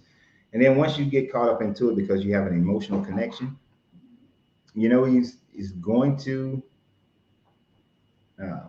figure out a way, you know, even when he was faced with things that, you know, I'm pretty sure Brandon's not on here anymore, but when he was faced with information that he was like, yeah, like he said, I'm sure that there's a way to reconcile that information, which indicates that it does bother him that the child was killed for the father's transgression, that the 42 young men were killed because they called that dude Baldy, right?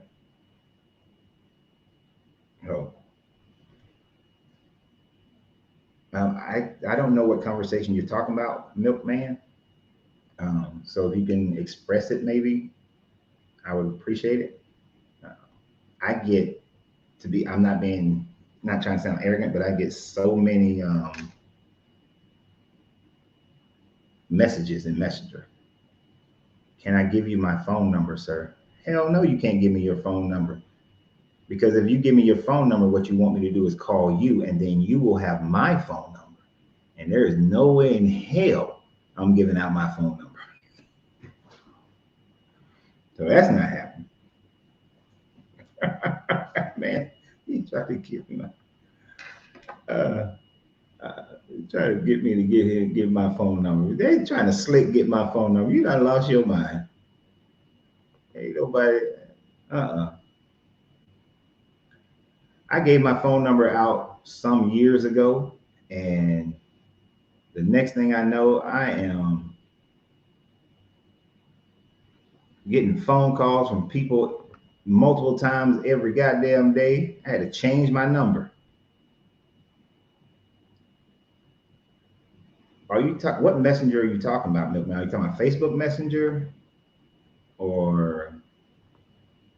And are you Milkman in Messenger?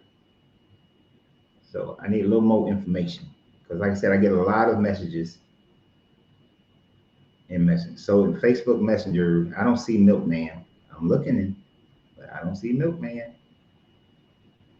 I see a bunch of other people, but I don't see Milkman. It'd be a lot easier if you just told me what it is. It's Marcus.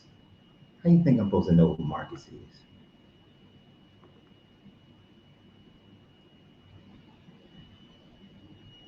I see a link. I can't click on that link right now and let it play. That's not gonna happen. Are you talking about the Bible is fake? Contradictions everywhere you see? Which story are you talking about? You're saying that there are no contradictions until you take the time to study on your own and not find stuff to feed your current thought pattern. Okay, I'm confused, Marcus. Are you?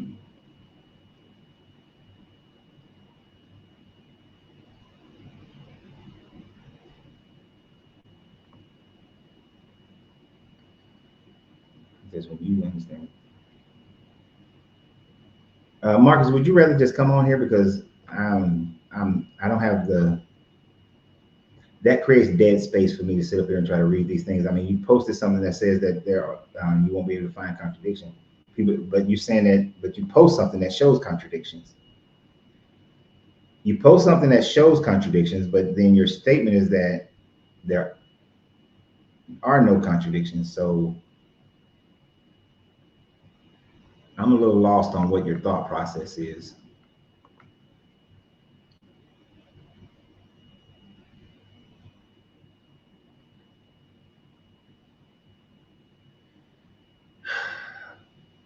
Look at the comments. What the hell are you talking about, Marcus? You driving me crazy now. I see where you first came on. What's up, coach?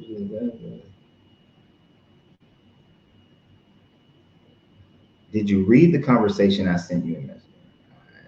Oh, there's conversation that he sent me a message. I'm about to go fight Marcus.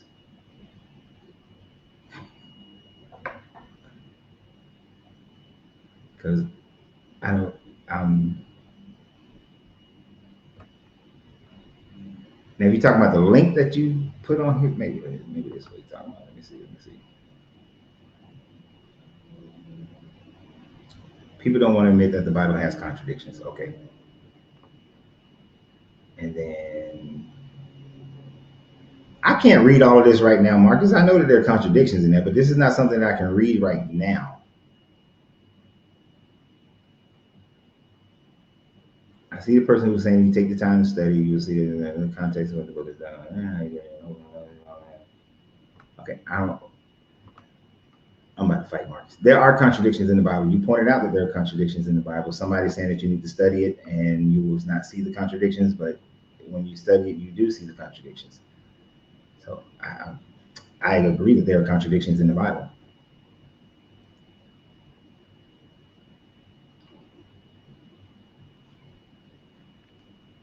You say Fred wants to come on to the live. Fred, you want to come on, Fred? Love to have you, Fred. This is Fred. Come on, Fred.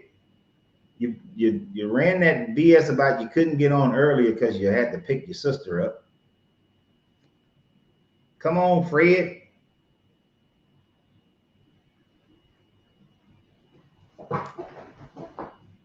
The people been waiting to hear from you, Fred, and you need to make it quick because we at the 4-hour mark. So if you're gonna come on, Fred, you come on now because you know I don't like going past this 4-hour mark. And we at 3 hours and 58 minutes.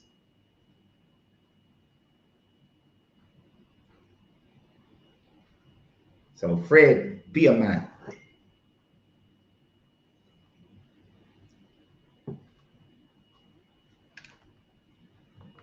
Come on, I will debate you live.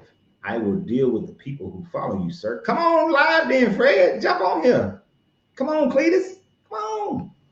Come on, Cletus. You're walking over, but you're limping back.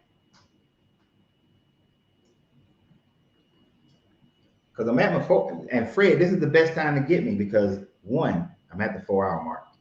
2, I'm hungry as all get out because I haven't eaten since about 8 o'clock this morning. And it's 3:02.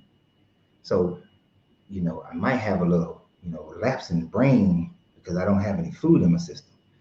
This is your best opportunity, Fred.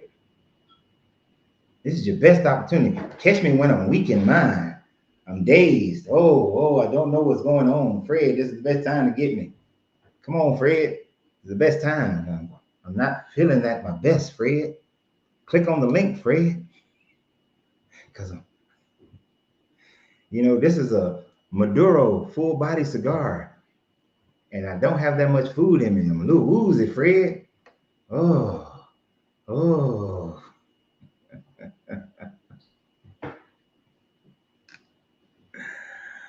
Every day, Fred claims he wants to come on. I will post videos. I'm gonna come on your live when the next time you're going live. But Fred, you won't come on. All right, so we all know that Fred ain't coming on here. So, all right. Oh my gosh. What's your take on smoking pipes? I actually like pipes, except pipes are just it's so much damn management on the pipes. Pipes are too much work. But I started out smoking a pipe before I started with cigars. You take you some cherry Cavendish, and you or any cigar, any pipe tobacco. Cut an apple up into 4 pieces and put 2 of those pieces inside the package and let it sit for a week. Whatever, it don't matter what tobacco you're using. Put it in there. Well, use some good tobacco. Put that in there. Let that marinate for a week. You're gonna have your good tobacco. You're gonna have a good pipe smoke. You're gonna have a good pipe smoke. I learned that from a pappy. So Randall, if you smoke a pipe, do that one. All right, so the time has come for us to end this live. October 31st through November 2nd. I look forward to you guys showing up in San Antonio. If you have not reserved your room yet, we still got some availability. Reserve your room at go to the link in this video. There's a link in this video on YouTube at Coach Renz 33, at Coach Renz RENZ 33. Reserve your room for October 31st through November 2nd. We're having a meetup here. I will put out an agenda. Also, I need to know, because when I put this agenda out, there's some of you guys who live in and around this area who will not be staying at the hotel. I'm gonna need to know your name and phone number, because in order to get to the poolside area, when we have our poolside chat, you're probably going to need to be escorted up to the pool because it's on like the 10th floor.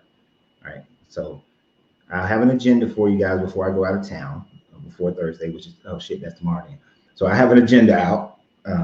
And so I look forward to you guys showing up for that. So y'all have a great day. Look, there's a link also in my face on this video for to get the merchandise, get the merch. Go and get the merch.